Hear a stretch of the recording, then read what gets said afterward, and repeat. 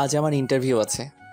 অনেক ঘোরাঘুরি করলাম, অনেক জায়গায় ইন্টারভিউ দিলাম, কিন্তু টাকা ছাড়া কোথাও চাকরি পাচ্ছি না। এটাই শেষ ইন্টারভিউ। আজ যদি না পাই তাহলে আমাকে রাজমিস্ত্রি অথবা গার্মেন্টসে কাজ করতে হবে।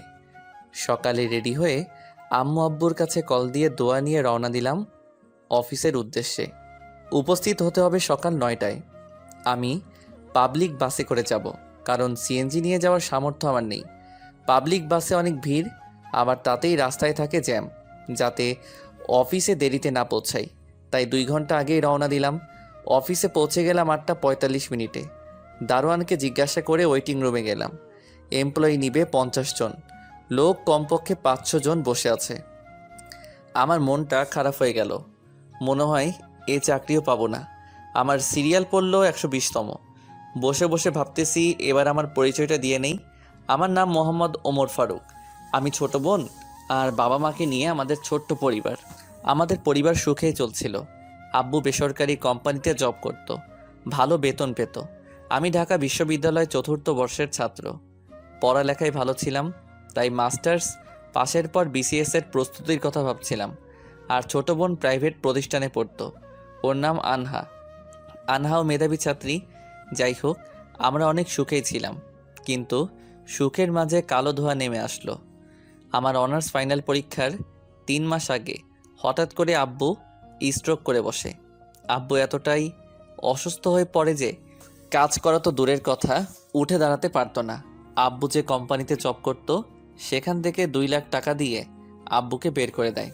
আর আমার উপর সম্পূর্ণ পরিবারের দায়িত্ব এসে যায়। তাই কোনো মতে অনার্স পাশের পর চাকরির পিছনে লেগে পড়ি। কিন্তু চাকরি না পেয়ে টিউশনি করিয়ে নিজে চলেছি এবং পরিবারকেও চালিয়েছি। এখানে অনেক খরচ, এই জন্য সবাই গ্রামে পাঠিয়ে দিলাম। টিউশনির টাকা দিয়ে নিজে চলি এবং বাসায় টাকা পাঠাই। কয়েকটা ব্যাচ পড়াই আমি। সায়েন্স নিয়ে পড়েছি আমি, তাই স্টুডেন্ট অনেক। তারপর মাস্টার্স পাশ করলাম। একটা মেয়েকে ভালোবাসতাম, সে আমার 1 বছরের জুনিয়র ছিল। নাম ছিল আকলিমা আক্তার কণা। সে বড়লোক বাবার মেয়ে ছিল, আর আমি তখন বেকার। তাই কণার সাথে ইচ্ছে করে একটা ত্রুটি বের করে ব্রেকআপ করে দেই। অনেক কেঁদেছিলাম, কিন্তু বাস্তবতা মেনে নিয়েছি। কেটে গেছে প্রায় 1.5 বছর। অনেক কিছুই পাল্টে গেছে। এই চঞ্চল ছেলেটা অনেকটা শান্ত হয়ে গেছে। বাবাকে ডাক্তারের কাছে নিয়ে গেছিলাম। ডাক্তার বলেছে 2 বছরের মধ্যে অপারেশন করালে সম্পূর্ণ সুস্থ হবে, কিন্তু তার জন্য 20 লাখ টাকা লাগবে। এসব ভাবতেছি আর চোখ বেয়ে পানি পড়তেছে। যখন বুঝলাম এটা পাবলিক প্লেস, তখন ওয়াশরুমে গিয়ে মুখ ধুয়ে আসলাম। প্রায় 2টোর সময় আমার ডাক পড়ল। পেটে ক্ষুধা নিয়ে ভিতরে ঢুকলাম।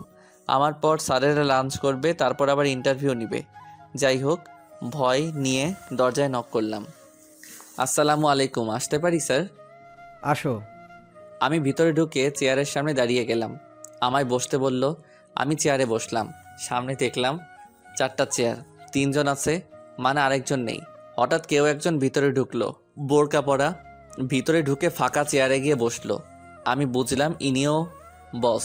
মেয়েটা আমার দিকে কিছুক্ষণ তাকিয়ে থেকে বোরকার মুখোশটা খুললো। আমি দেখে টাসকি খেলাম। আরে এ তো কণা, এখানে কেমনে আসলো? হায় আল্লাহ, অল্পের জন্য বোধহয় সব শেষ। আবার ভাবতেছি কণা এখানে আসলো কেমনে? হয়তোবা বিয়ে হয়েছে মালিকের ছেলের সাথে। কণার সাথে ইচ্ছে করে ব্রেকআপ করার প্রতিশোধ নিবে মনে হয়। আমি মুখ ভয়ে এমন হয়েছে যে আমি এভারেস্টের সর্বোচ্চ চূড়ায় উঠতে গিয়ে পড়ে গেলাম। আমার সব কল্পনা উড়িয়ে দিয়ে, সার্টিফিকেট দাও। এই যে স্যার। নাম কি তোমার? সব তো ভালোই, অভিজ্ঞতা আছে কি? না স্যার। আর কয়টা ইন্টারভিউ দিয়েছো? প্রায় 20টার মতো স্যার। হয়তোবা তোমার কোনো সমস্যা আছে, তাই নেয়নি। আসলে তা নয় স্যার, আমি উচ্চ পদস্থ কর্মকর্তাদের টাকা দিতে পারিনি, তাই হয়নি। এখানে চাকরি না হলে কি করবেন? কি আর করব, অনেক গার্মেন্টস কোম্পানি আছে তো সেখানেই ঢুকে যাব। ঢাকা বিশ্ববিদ্যালয় থেকে অনার্স কমপ্লিট করে গার্মেন্টসে চাকরি করবা? স্যার, পেট কখনো গার্মেন্টস বা লেবারই মানবে না। আরও কত ছাত্র আছে আমার মতো। কোথায় যাচ্ছেন? জানি এই চাকরিও টাকা ছাড়া হচ্ছে না। অযথা খিদে নিয়ে বসে থেকে লাভ নেই। আমার সার্টিফিকেট দিয়ে দেন, চলে যাই। যদি বলি আপনার চাকরি হয়ে গেছে, তাহলে কি করবেন? ম্যাম, ফাইজলামও করবেন না। আপনাদের কথাই বুঝেছি। আপনাদের লোক নেওয়া অনেক আগেই শেষ হয়েছে। এখন যেই আসবে উল্টাপাল্টা প্রশ্ন করে নাজেহাল করবেন। আমরা কি এজন্য এখানে বসেছি নাকি? বেয়াদব! বেরিয়ে যাও এখান থেকে। তারপর আমি মন খারাপ করে চলে আসি। আমি বাসে করে বাসার দিকে রওনা দিই। আর ওদিকে এক হলো কোম্পানির মালিক জিসান চৌধুরী স্যার, দুই ওনার ছেলে কাব্য চৌধুরী স্যার, তিন হলো ম্যানেজার হারুন খান, আর কণা হলো জিসান চৌধুরীর ভাগ্নি। এদিকে কণার আমার সাথে ব্রেকআপের পর টিসি নিয়ে কানাডায় গিয়ে ম্যানেজমেন্ট নিয়ে অনার্স পাশ করে দেশে এসে মামার কোম্পানির একটা শাখা দেখাশোনা করে। ওরা সবাই লাঞ্চ করতে গেল। ওখানে দেখছো মামুনি, ছেলেটা কি বিয়াদব। আমি তো থাপ্পড় দিতে চেয়েছিলাম। মামা জানো ওই ছেলেটা কে? হবে হয়তো কোনো ছোট লোকের বাচ্চা। কেন মামুনি? মামা এই ছেলেটাকে আমি ভালোবাসতাম। তার মানে তুই এই সামান্য ছেলের জন্য দেশ ছেড়েছিলি? ভাই ওকে অপমান করবি না। ফারুকও আমায় ভালোবাসতো, কিন্তু হঠাৎ একদিন এসে সামান্য একটা ভুলের জন্য আমার সাথে ব্রেকআপ করে দেয় আর আমায় অনেক অপমান করে। আমিও সহ্য করতে না পেরে ওকে ছোট লোক, জানোয়ার ইত্যাদি বলে ব্রেকআপ করি। তারপর দেশ ছেড়ে চলে যাই। ভালো হয়েছে, ছোট লোকের কাছ থেকে বেঁচেছিস। ভাইয়া আসলে তা না, আমি ওখানে গিয়ে কিছুদিন পর বুঝতে পারি ফারুকের কোথাও না কোথাও ঝামেলা হয়েছে, যার কারণে ইচ্ছে করেই আমার সাথে ব্রেকআপ করেছে। কিন্তু ওর সাথে অনেক যোগাযোগ করতে চেয়েও পারিনি, আর আজ ওকে দেখেও কিছু বলতে পারলাম না। কেন মামুনি? মামা যে ছেলে ছিল অনেক চঞ্চল আর রসিক স্বভাবের, আজ তার গম্ভীর ভাব দেখে আমার কান্না আসছিল, তাই কথা বলতে পারিনি। তুমি এখনো ওকে ভালোবাসো? মামা, একমাত্র ওর জন্যই আমি দেশে আসি, কিন্তু ওর ঠিকানা পাইনি। অনেক খুঁজেছি, ওর বন্ধুদের মাধ্যমে লোকেশন খোঁজার চেষ্টা করেছি, কিন্তু পারিনি। সবাই বলে গ্রামে গেছে, কিন্তু কেউ ঠিকানা জানে না। তাহলে ছেলেটাকে চাকরি দে। ওর সাথে আমায় আজ যে করেই হোক দেখা করতে হবে। ওর তো ঠিকানাও জানিস না, কেমনে দেখা করবি? শোনো, ওর চাকরি কনফার্ম করে ওর জিমেইলে মেসেজ দাও, আর ওকে আমার পিএ হিসেবে নিয়োগ দাও। আর ওকে বুঝতে দেওয়া যাবে না আমি ওকে ভালোবাসি, আর ফারুক মনে করেছে আমার বিয়ে হয়ে গিয়েছে। আর ওর সাথে এমন চুক্তি করতে হবে যেন 10 বছরের চাকরি ছাড়তে না পারে। পারলে অনেক টাকা ওকে লোন দেওয়া হবে। মামুনি, তুমি আমার মেয়ের মতোই, যা ভালো বোঝো তাই করো। ওকে মামা, আর ম্যানেজার স্যার কাজটি করবেন। ওকে। তারপর ওরা খেয়ে আবার ইন্টারভিউ নিতে শুরু করলো। আর এদিকে আমি বাসে ঝুলে বাসায় আসি। বাসায় এসে দেখি রান্না করার কিছুই নেই। পাশের দোকান থেকে অরেঞ্জ বিস্কুট আর বারবিকিউ চানাচুর এনে খেলাম, আর পানি খেয়ে ঘুমালাম। উঠলাম ছাত্রের ডাকে। আসলে আমি দুটো রুম নিয়ে থাকি, শহর থেকে একটু দূরে। রুম ভাড়া লাগে 4000। ছাত্র পড়ে 18 জন, 4টা ব্যাচ, সকাল 8টা থেকে 9টা, আবার 9টা থেকে 10টা, আর বিকেল 4টা থেকে 5টা, বার 5 থেকে 6। কোনো মাসে আরও ছাত্রের সংখ্যা কমে যায়। আমার আব্বু প্রত্যেক মাসে ওষুধ যায় 3000, ছোটো বোনের প্রাইভেট 2000, আর পারিবারিক খরচ 5000 টাকা। আমার খরচ থাকে 4000। কোনো মাসে ছাত্র কমে গেলে আরও টাকা কম হয়, আবার কোনো ছাত্র 2 মাস পরে টাকা না দিয়ে চলে যায়। আর প্রাইভেটে বকবক করতে ভালো লাগে না, তাই চাকরির চেষ্টা করতেছি। যাই হোক, প্রাইভেট শেষে বাড়িতে কল দিয়ে কথা বললাম। অন্যদিন হলে একটু হলেও পড়তে বসে, কিন্তু আর পড়তে বসতে ইচ্ছে নেই, পড়েই বা কী করব। তাই ফোনে অনলাইনে কাজ শেখার কোর্স নিয়ে কথা বলতেছি। তখন একটা জিমেইল আসলো। আমি জিমেইলটা ওপেন করলাম। ওখানে লেখা যে আমার চাকরি কনফার্ম করা হয়েছে, আমাকে কালকে সকাল 10টায় দেখা করতে বলেছে। আমি মনে করলাম কণা আমায় অপমান করার জন্য এই পথ খুলেছে, তাই আমি সেদিকে মনোযোগ দিলাম না। মেসেঞ্জারে আবার ফ্রিল্যান্সিং কোর্স নিয়ে কথা বলা শুরু করলাম। কথা বলে ঘুমালাম। পরের দিন ছাত্রদের পড়ালাম সকাল 10টা পর্যন্ত, তারপরে খিচুড়ি বসিয়ে দিলাম। তখন বাজে 11টা। আমার ফোনে কল আসলো। আমি প্রথমবার ধরতে পারিনি, ধরলাম দ্বিতীয়বার। আসসালামু আলাইকুম, কে বলছেন? আমি কোম্পানি থেকে ম্যানেজার হারুন বলছি। আপনাকে আজ ডাকা হয়েছে, আপনি আসেননি কেন? সরি স্যার, আমার মনে ছিল না। এবার আমার বিশ্বাস হলো। আপনি 30 মিনিটের মধ্যে আসেন। Okay sir. এখন কথাটা শুনে ভালো লাগলো। আমি না খেয়ে রেডি হয়ে দিলাম দৌড়। বাসে করে যেতে 11টা 50 বাজলো। আমি অফিসে ঢুকলাম। দারোয়ানের সহায়তা নিয়ে ম্যানেজারের রুমে গেলাম। স্যার আসবো কি? আসো, বসো। ধন্যবাদ স্যার। আমায় কেন ডাকা হয়েছে স্যার? তোমার চাকরি হয়েছে, কিন্তু কিছু শর্ত আছে। কি শর্ত স্যার? সেটা অফিসের মালিক বলবে। চলো আমার সাথে। ওকে চলেন। তারপর ম্যানেজার স্যার আমায় জিসান স্যারের কেবিনে নিয়ে গেল। স্যার আমায় বসতে বলল। ম্যানেজার স্যার চলে গেল কেবিনে, আমি আর জিসান স্যার। তুমি কি নিয়ে পড়ছো? স্যার আমার মূল সাবজেক্ট ছিল আইসিটি, কিন্তু বিজ্ঞানের সব বিষয়ে পারদর্শী ছিলাম। তাহলে তোমার একটা কাজের দায়িত্ব দেই। কি কাজ স্যার? আসলে আমার অফিস 3টা, আর আমার ব্যবসার কাজে সবসময় দেশের বাইরে থাকতে হয়, তাই হেড অফিস আমার ছেলে দেখে, এইটা শাখা। একটা শাখা অফিস আমার মেয়ে দেখে, আরেকটা আমার ভাগ্নি দেখে। ও খুব ভালো স্যার। তোমার কাজের দায়িত্ব অনেক বড় হবে এবং বেতনও দ্বিগুণ পাবা। কি কাজ স্যার? আমি কিন্তু কোনো অনৈতিক কাজ করতে পারবো না। আরে তেমন কিছু না, তোমার কাজ হচ্ছে আমার এই শাখায় মোট খরচ কত হলো, শ্রমিকের বেতন, কত পিস প্রোডাক্ট সেল হলো, সেগুলো ছক তৈরি করতে হবে। এই কাজ মাসে টানা 7 দিন করলেই হয়ে যাবে। সেটা করবা। আর আমার ভাগ্নির পিএ হতে হবে। Sorry sir. সরি কেন? স্যার সব ঠিক আছে, কিন্তু মেয়ে মানুষের বিয়ে হতে পারবো না। ভেবে দেখো, বেতন 40,000 টাকা। তোমার ডিউটি সকাল 9টা থেকে রাত 8টা পর্যন্ত। সকাল আর দুপুরের খাওয়া ভাগ্নির বাসায় খাবা। স্যার বিয়ে না হলে কি হয় না, আমার বেতন কম হলেও হবে। সরি বাবা, তাহলে তুমি আসতে পারো। স্যার আমি রাজি। এটাতে স্বাক্ষর করো। এটা কেন স্যার? তুমি 5 বছরের আগে চাকরিটা ছাড়তে পারবে না, সেটারই দলিল এটা। করে দাও নির্ভয়ে। Okay sir. তুমি কাল আসবা। এই কেবিনে আমার ভাগ্নি থাকবে, ওই তোমার বস হবে। সম্মান করবা তাকে, আর পাশের কেবিনটা তোমার। Okay sir. আমি কি এখনো যাব? 5 মিনিট দাঁড়াও, তোমার এমপ্লয়ি কার্ড বানানো হচ্ছে, এখনই দিবে। Okay sir. লাঞ্চের সময় আমায় কার্ড দেওয়া হলো, আমি খুশি মনে বাসায় আসলাম। সেদিন প্রাইভেট পড়িয়ে সবাইকে চাকরির কথা বললাম। ছাত্ররা সবাই পরের দিনই বেতন দিবে। যাই হোক, বাসায় কল করে জানালাম। পরের দিন সকাল সকাল হালকা খেয়ে অফিস থেকে রওনা দিলাম। অফিসে পৌঁছে বসের কেবিনের বসকে দেখে আমি টাসকি, আমি কাকে দেখছি? এ তো আমার। অফিসে সময় মতো পৌঁছালাম। আজ আমার জয়েনের দিন, আর আমার কাজ শিখিয়ে দিবে বস। আর কালকে জিসান স্যার বলেছে তার ভাগ্নি অর্থাৎ আমাদের নতুন বস আমায় কাজ শিখিয়ে দিবে এবং আমি বসের বিয়ে। তাই সবার আগে আমায় বসের রুমে যেতে হবে। আমি বসের রুমের দরজায় নক করলাম। আসতে পারি ম্যাম? বসুন। আমি ভিতরে ঢুকে বসের চেয়ারে কণাকে দেখে পুরাই শকড হয়ে গেলাম। তার মানে কণাই স্যারের ভাগ্নি। কাম সারছে। ব্রেকআপের শখ আমার মিটিয়ে দিবে। আমি ভয়ে ভয়ে ভিতরে গিয়ে কণার সামনের চেয়ারে বসলাম। কেমন আছো ফারুক? জি ম্যাম, আল্লাহর রহমতে ভালোই আছি। আমার ম্যাম ডাকতেছো কেন? তুমি কি আমায় ভুলে গেছো? ম্যাম, আপনার সাথে আগে যে পরিচয় থাকুক না কেন, এখন আর নেই। এখন শুধু একটাই সম্পর্ক, সেটা হলো বস আর সাধারণ কর্মীর। এমন করে বলো না। তোমার পরিবারের সবাই কেমন আছে? আছে একরকম। আপনি কেমন আছেন? 3 দিন থেকে অনেক খুশিতে আছি। তাই নাকি? আপনার স্বামী কি ব্যবসায় অনেক লাভ করেছে, নাকি কোথাও ঘুরতে যাবেন? না, তেমন কিছু না। আমি বিয়ে করিনি। ভালো তো, আমার কাজটা বুঝিয়ে দিলে ভালো হতো। তোমার কাজ সবসময় আমার সাথে থাকা। Okay ma'am. তুমি আর আগের ফারুক নেই, যে ফারুক ছিল চঞ্চল আর বন্ধুদের সারা দিন মাতিয়ে রাখতো। আর তুমি এখন এত গম্ভীর কেমনে হয়েছো? সব বাস্তবতা ম্যাম।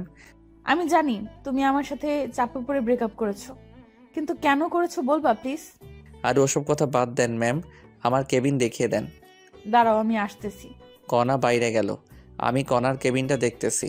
অনেক সুন্দর আর সব সাজানো, একদম কণার মতো। রুমটি থাই গ্লাস দিয়ে ঘেরা। ভিতর থেকে সব দেখা গেলেও বাইরে থেকে দেখা সম্ভব না। আমি বসে আছি চেয়ারে। প্রায় 10 মিনিট পর আসলো হাতে কি জানি একটা নিয়ে। চেয়ারে বসেই, বলো না, এতদিন কোথায় ছিলে তুমি আর তোমার পরিবার? ম্যাম আমি গ্রামে ছিলাম। আমি আমার কেবিনে যাচ্ছি ম্যাম।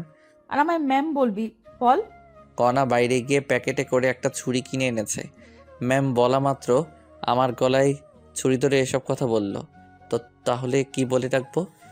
নাম ধরে অথবা জান পাখি, যা ইচ্ছা বলে ডাকবা। এ হয় না ম্যাম। আর একবার ম্যাম বল, গলা নামিয়ে দিব।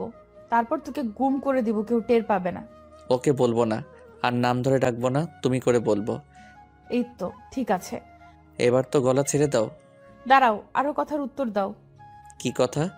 আমার সাথে বিনা কারণে ব্রেকআপ করছো কেন? বাধ্য হয়েছি করতে। আমার পরিবার তো রাজি ছিল তোমার আমার সম্পর্কে। তোমার পরিবারও ছিল, কিন্তু তুমি ব্রেকআপ করলা কেন? কেউ তো তোমায় চাপ দেয়নি, আর তুমি বিসিএসও দিলা না কেন? এসব বলা সম্ভব না, প্লিজ। বল, না হলে। বলেই আমার পায়ে লোহার শিক দিয়ে গোতা দিল। ইস আস্তে, বলতেছি তো, ছেড়ে দিলে বলবো। ওকে। আমি উঠে দৌড় দিয়ে বাইরে যাওয়ার জন্য দরজায় গেলাম। এ কি, দরজা লক করা। কণা দেখে মুচকি মুচকি হাসতেছে। তুমি ভালোই ভালোই সব কথার উত্তর দিলে কিছু বলবো না। হুম। বলো তাহলে শুরু থেকে। সামনে অনার্স ফাইনাল, হাতে 2 মাস সময় আছে। আমি আদিলের বাসায় নোট নিতে গিয়েছি। বাসায় এসে দেখি আম্মু আর ছোট বোন কান্না করতেছে। রুমে গিয়ে দেখি আব্বু অচেতন আর আম্মু মাথায় পানি ঢালছে। আমি যখন বুঝতে পারলাম কিছু হয়েছে তখন আব্বুকে দ্রুত হাসপাতালে ভর্তি করাই। তারপর? আর কি, ডাক্তার বের হয়ে বলল আব্বু স্ট্রোক করেছে। আব্বু কর্ম করতে পারবে না, চলতে পারবে না, এক কথায় অকেজো। পুরো পরিবারের দায়িত্ব তখন আমার উপর। আবার সামনে পরীক্ষা। আব্বুর অফিস থেকে 2 লাখ টাকা দিল। আর ঢাকায় তো অনেক খরচ, আবার ছোটো বোনের স্কুল ফি, আব্বুর ওষুধ সহ প্রত্যেক মাসে অনেক টাকা যেত। তাই সবাইকে গ্রামে পাঠিয়ে দিলাম আর আমি প্রাইভেট পড়ানো শুরু করলাম। তখন তুমি কিছুই জানোনি, আমি বলিনি তোমায়। আমার স্বপ্নগুলো চুরমার হয়ে গেল আর তুমি আবার প্রেশার দেওয়া শুরু করলা, সময় দেই না ইত্যাদি। তাই বাধ্য হয়ে তোমার সামান্য একটা ভুল ধরেই ব্রেকআপ করে দিয়েছি, কারণ তখন আর আমার কোনো উপায় ছিল না।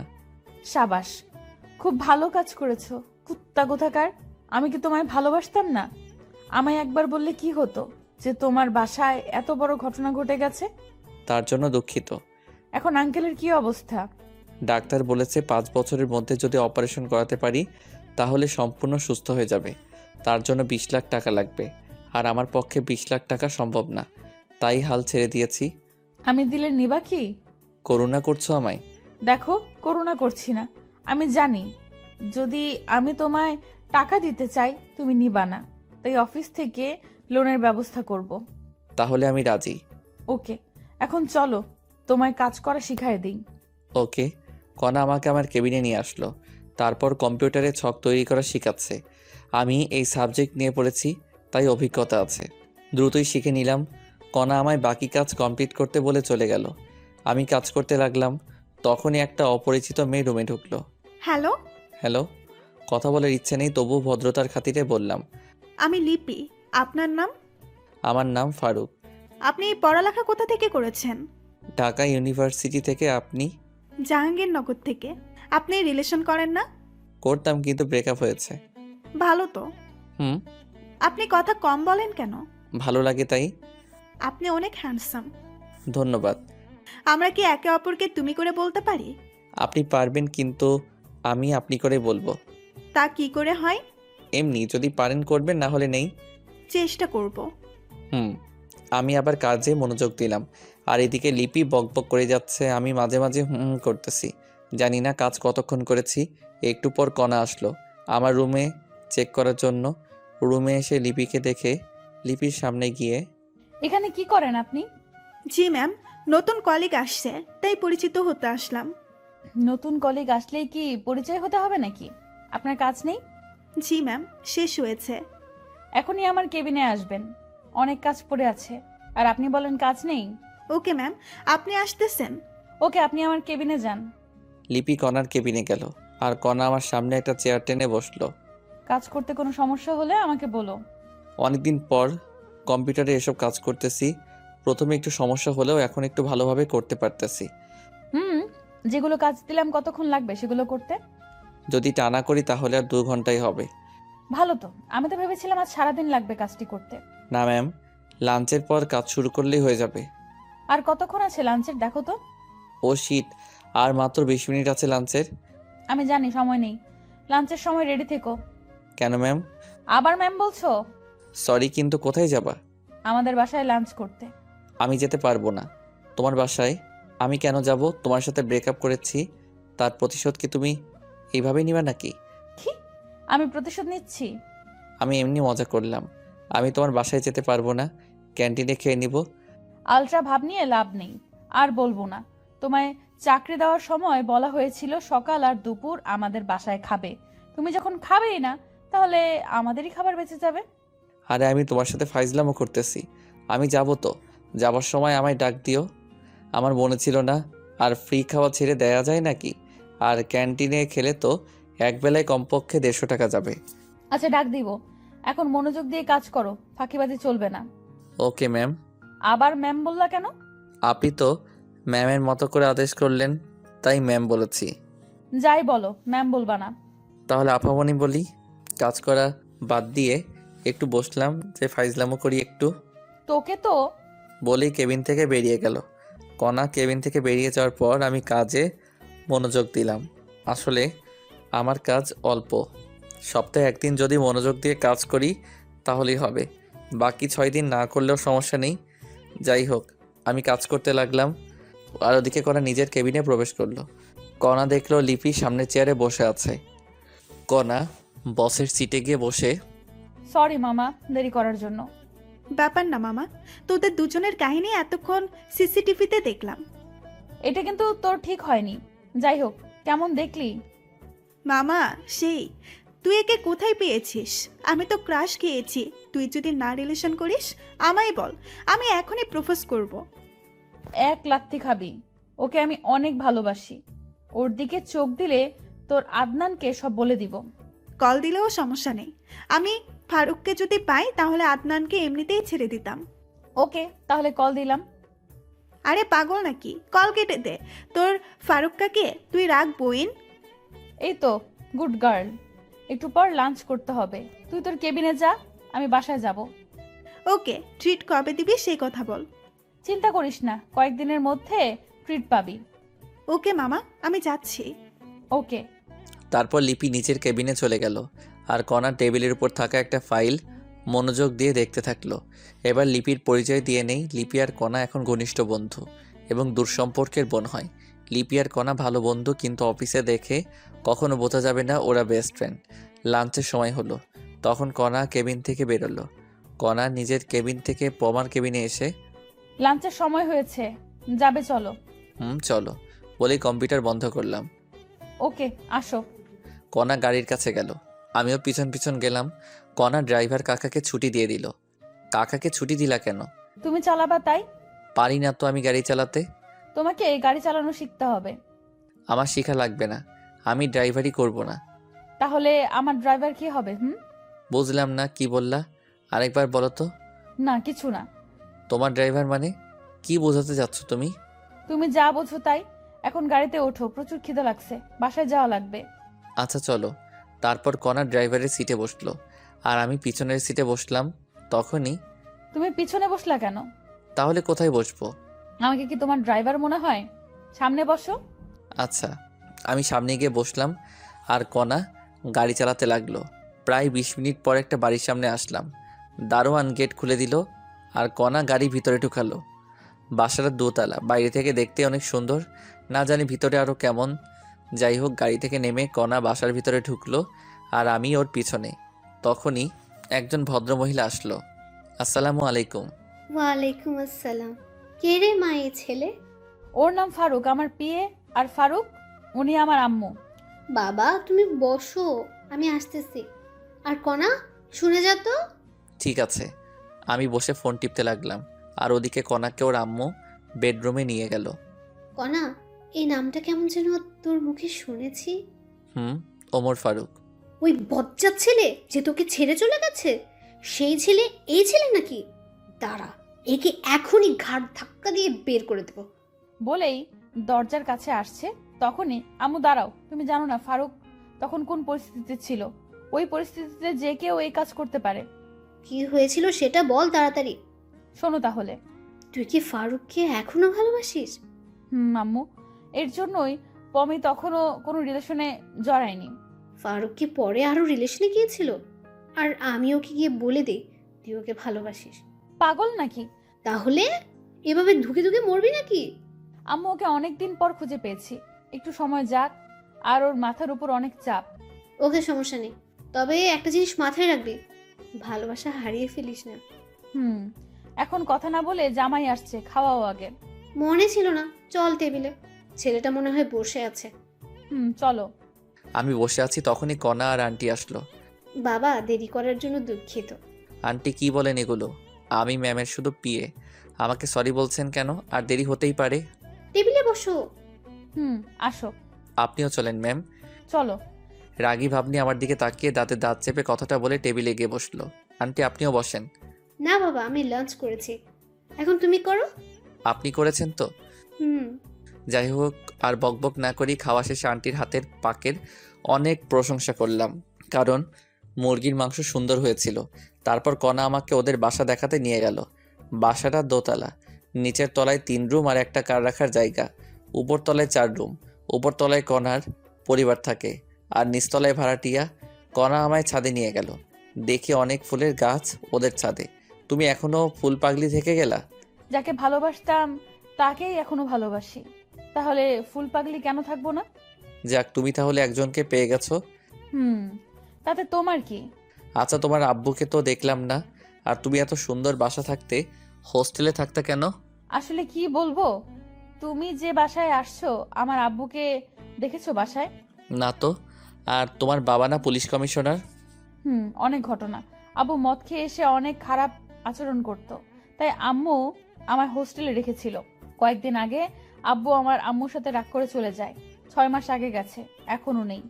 ও হুম, আচ্ছা, তোমার রুম কোনটা? ওইটা। চলো তোমার রুম দেখে আসি। না, যাওয়া যাবে না। কেন? পার্সোনাল আর আমার প্রাইভেট মানুষ ছাড়া আমার রুমে ঢুকতে দিব না। হারামজাদা, আমার রুমের দেওয়ালে শুধু তোমারই ফটো, দেখলে ঝামেলা করবা তুমি, তাই তোমার রুমে নিয়ে যাওয়া যাবে না। আর কালকেই সব সরিয়ে দিব, কণা মনে মনে বলল। সরি, প্রাইভেট জিনিস আপনার। আসলে মেয়ে মানুষের রুম, আর আজ আমি গোছাইনি রুম। কালকে ঢুকবা, সমস্যা নেই। না লাগবে না, চলো অফিসে যেতে হবে। ওকে, চলো। তারপর আমরা ছাদ থেকে নিচে আসলাম। আমি গাড়ির কাছে গিয়ে দাঁড়িয়ে আছি আর কণা ব্যাগ নিয়ে রেডি হয়ে নিচে আসলো, সাথে আন্টি। আন্টি আমার সামনে এসেই, বাবা, তোমায় একটা কথা বলতাম। একটা কেন আন্টি, যত ইচ্ছা জিজ্ঞাসা করেন। কণা, তুই নিচে একটু দাঁড়া, আমরা আসছি। ওকে আম্মু। আমি আর আন্টি যাচ্ছি তখনই। বাবা, একটা কথা বলো তো, তুমি কি আগে থেকে কণাকে চেনো?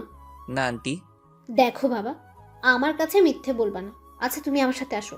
চলেন। আন্টি আমায় কণার বেডরুমে নিয়ে গেল। আমি রুমের ভিতরে প্রবেশ করলাম আর টাস্কি খেলাম।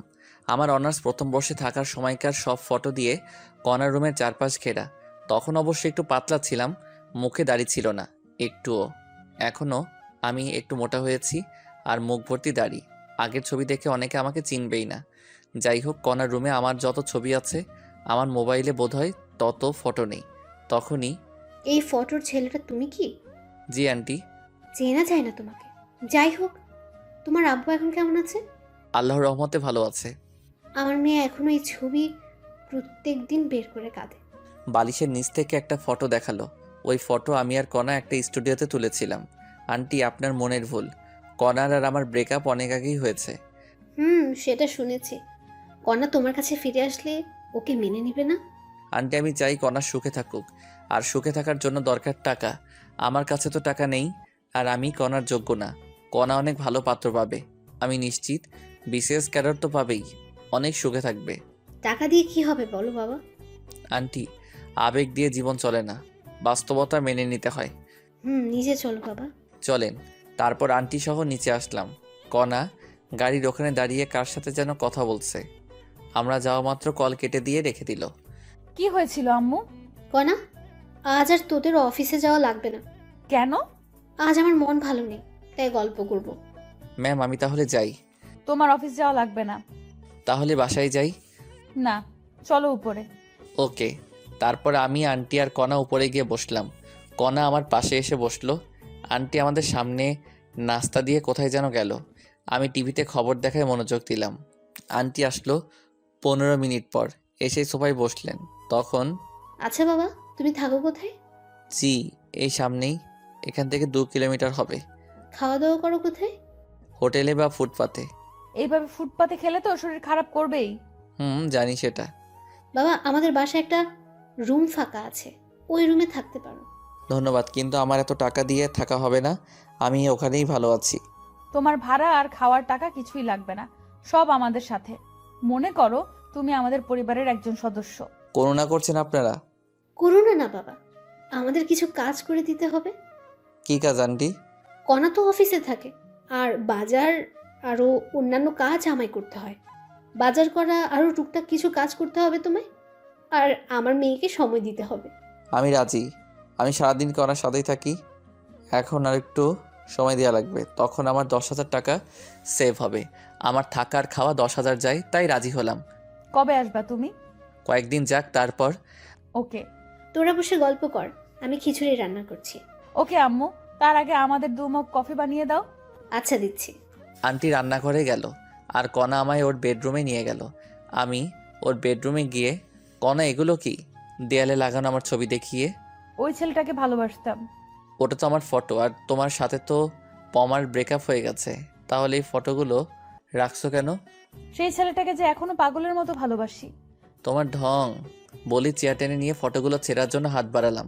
যদি একটা ফটো ছিল, তোমার অবস্থা খারাপ আছে।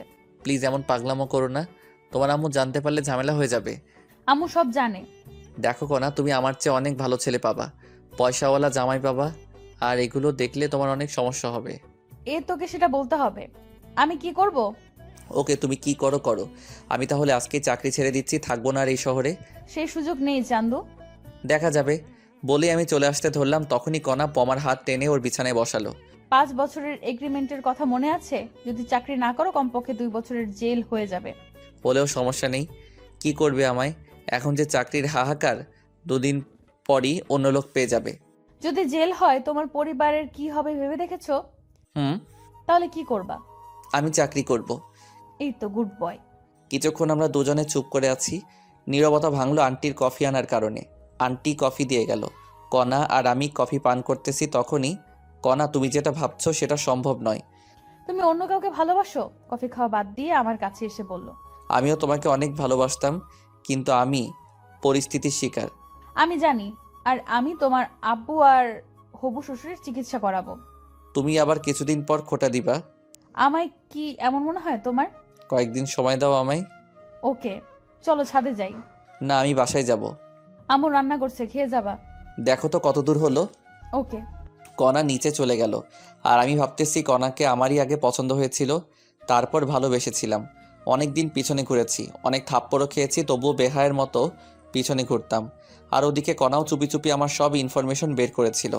পরে রাজি হয়, শুরু হয় আমাদের প্রেম। 1 বছর চুটিয়ে প্রেম করি, একে অপরকে ছাড়া কিছুই বুঝতাম না। একদিন দেখা না করলে আমায় মার খেতে হতো, আর আমার অধিকাংশ পোশাক কণায় গিফট করতো। আমার পরিবারের সবার জন্যই করতো গিফট। আমি কণাকে কিছু দিতে পারিনি। কণা আমার হাত খরচ, রেস্টুরেন্ট বিল সব দিত। আমাদের রিলেশনের কথা আমার পরিবার জানতো এবং মেনেও নিয়েছিল। কণার পরিবারও জানতো। অনার্স পাশের পর দেখা করাতে চেয়েছিল, তারপর আব্বুর ঘটনার পর আর দেখা করতে পারলাম না। টিউশনি শুরু করি, যেটা কণা জানতো না। প্রত্যেক দিন দেখা করতে যাওয়া আমার সমস্যা হচ্ছিল, তাই ভালোবাসাকে বিসর্জন দিয়েছিলাম। ব্রেকআপের দিন কণা আমায় অনেক অপমান করে চলে যায়। ব্রেকআপের পর টানা 15 দিন রুম থেকে বের হইনি। পরে ব্রেকআপের কথা শুনে আম্মুও রাগ হয়েছিল, কিন্তু করার কিছু নেই, বাস্তবতা মেনে নিতে হবে। কিছুদিন পর ভার্সিটি গিয়েছিলাম, সেখানে শুনেছিলাম কণা দেশের বাইরে গেছে। আফসোস হয়েছিল, কিন্তু মেনে নিয়েছিলাম। আমি কখনো ভাবিনি ওর সাথে আমার দেখা হবে। বিধাতা দেখা করিয়েই দিল। প্রথম দিন অফিসে ওকে দেখেই জড়িয়ে ধরতে ইচ্ছে করছিল, কিন্তু আমি আর আগের সে ছেলেটা নেই। নিজেকে বদলিয়ে নিয়েছি, এসব ভাবতেছি আর চোখের কোণে পানি এসে গেছে। তাড়াতাড়ি চোখের পানি মুছলাম, স্বাভাবিক হওয়ার জন্য ফোন টিপতে লাগলাম। কণা আসলো, এসে ফ্রেশ হতে বলল। আমি ফ্রেশ হয়ে খিচুড়ি খেয়ে নিলাম। অনেক সুন্দর হয়েছিল খিচুড়ি, পেট ভরে খেলাম। কণা আবার রাতের জন্য বাটি ভর্তি করে খিচুড়ি দিল জোর করে। আমি সন্ধ্যার সময় ওদের বাসা থেকে রওনা দিলাম। বাসায় আসতে 20 মিনিট লাগলো। বাসায় এসে দেখি ছাত্র বসে আছে মাসের বেতন দেবার জন্য। ছাত্ররা চলে গেল, ওদের ভালো করে পড়াশোনা করতে বললাম। ছাত্ররা চলে গেলে আম্মুর কাছে কল দিলাম। হ্যালো আম্মু, কেমন আছেন? কি আর ভালো বাবা, তোর আব্বুর চিন্তায় আমি আরও শেষ। তোর আব্বুর ওষুধ শেষ হয়েছে 2 দিন আগে। কল দিতে পারেন নাই? ওষুধ শেষ হওয়ার আগে কল দিবেন। আমি ভাবলাম তোর কাছে টাকা নেই, তাই দেইনি। আমি টাকা পাঠিয়ে দিচ্ছি। আচ্ছা দে, তুই বাসায় কবে আসবি বাবা? কিছুদিন যাক। আচ্ছা, আর সাবধানে থাকিস। আর তোর আব্বুর অপারেশন করার কথা মাথায় আনিস না, কারণ অত টাকা ম্যানেজ করতে তুই নিজেকে শেষ করে দিস না আবার। চুপ করো তো। আচ্ছা রেখে দে। আচ্ছা। ফোন রেখে দিয়ে ঘুমিয়ে পড়লাম। পরের দিন আবার অফিসে গেলাম, দেখলাম কণা এখনও আসেনি। আমি আমার কেবিনে বসলাম আর কালকের বাকি কাজ করতে লাগলাম। কিছুক্ষণ পর কণা আসলো, এসেই ওর কেবিনে না গিয়ে আমার কেবিনে আসলো। কি করো? কালকের বাকি কাজ করতেছি। সাবাস, দাঁড়াও, তোমায় আরো কাজ দিচ্ছি। আচ্ছা দাও। কণা এসে আমায় একটা লিস্ট দিল। এটা কি? মাসের শুরু এখন। এতদিন আয়ের হিসাব করে ফাইল বানিয়েছো, এখন কর্মচারীদের বেতনের ফাইল বানাও, ভুল যেন না হয়। ওকে। আমি কি এখানে থাকবো? না, তুমি তোমার রুমে যাও, কেউ দেখলে অন্য কিছু ভাববে। ওরে আমার লজ্জাপতি। কণা চলে গেল, আমি আবার কাজে মনোযোগ দিলাম। কিছুক্ষণ পর আমি ওয়াশরুমে গেলাম। সেখান থেকে আসার পথে একটা মেয়ের সাথে ধাক্কা খেলাম। সরি। ব্যাপার না, আপনি কি নতুন নাকি? হুম, 2 দিন হলো জয়েন করেছি। নাম কি আপনার? আমি ফারুক। আমি নীলা, জগন্নাথ থেকে 2 বছর আগে মাস্টার্স শেষ করেছি। আমি ঢাকা থেকে অনার্স করেছি আর মাস্টার্স চলতেছে। তুমি আমার জুনিয়র, আমায় আপু বলে ডাকবা, আর কোনো সমস্যা হলে আমার কেবিনে আসবা। ওকে। নীল আপুও চলে গেল আর আমি আমার কেবিনে আসলাম। কেবিনে আসা মাত্র কণা ফোন দিয়ে ওর কেবিনে যেতে বলল। আমি কণার কেবিনে গেলাম। তখন নীলা আপুর সাথে কি কথা বললা? তুমি দেখলা কেমন করে? সিসিটিভিতে। মিথ্যা বলবা না। এমনি পরিচিত হলাম। কোনো মেয়ের সাথে কথা বলবা না। আমার নীল আপুকে পছন্দ হয়েছে। কি বললি? আরেকবার বলতো। হারে না, এমনি বললাম। ভালো তো। বলে চেয়ার থেকে উঠে দরজা লাগিয়ে আমার কাছে এসে টেবিলের উপর বসলো। এই কি করো? আমায় কিস করো। পাগল নাকি তুমি? কি বলছো এসব? কিস করবা না তাই না? কণা আমায় আকস্মিক লিপকিস শুরু করে দিল। জীবনের প্রথম এমন ফিলিংস হলো আমার। আর আমি নিজেকে ধরে রাখতে না পেরে রেসপন্স শুরু করলাম। আমি তো শুধু মধু খাচ্ছি। হঠাৎ কণা আমায় ধাক্কা দিয়ে সরিয়ে দিয়ে নিজের চেয়ারে গিয়ে বসলো। আমি তখন বুঝতে পারলাম এতক্ষণ কি করলাম। আমি তো অনেক লজ্জা পেয়েছি। লজ্জায় মাথা নিচু করে বসে আছি। কেমন লাগলো মহারাজ? চুপ করো। ভার্জিন ছেলেটাকে এইভাবে ধর্ষণ করলা? ওলে বাবালে, আমার ছোট খোকা। আরেকবার দিবাই মিষ্টি। তবে রে। আমার দিকে তেড়ে আসলো আর আমি দরজার কাছে দৌড়ে গিয়ে দেখি দরজা বন্ধ। মিষ্টি আর আমার লাগবে না, আমি আমার কেবিনে যাব। আমি তোমায় কিস করবো না তো কে করবে? কণা আর আমি সামনাসামনি দাঁড়িয়ে আছি, পরস্পর সমান্তরাল। আর কণা আমার গলা জড়িয়ে ধরে কথাটা বলল, তুমি তো আমার জীবন। বলেই কণার কোমর জড়িয়ে ধরলাম। এই কি করো? এটা অফিস, ছেড়ে দাও। শুরু করেছে কে?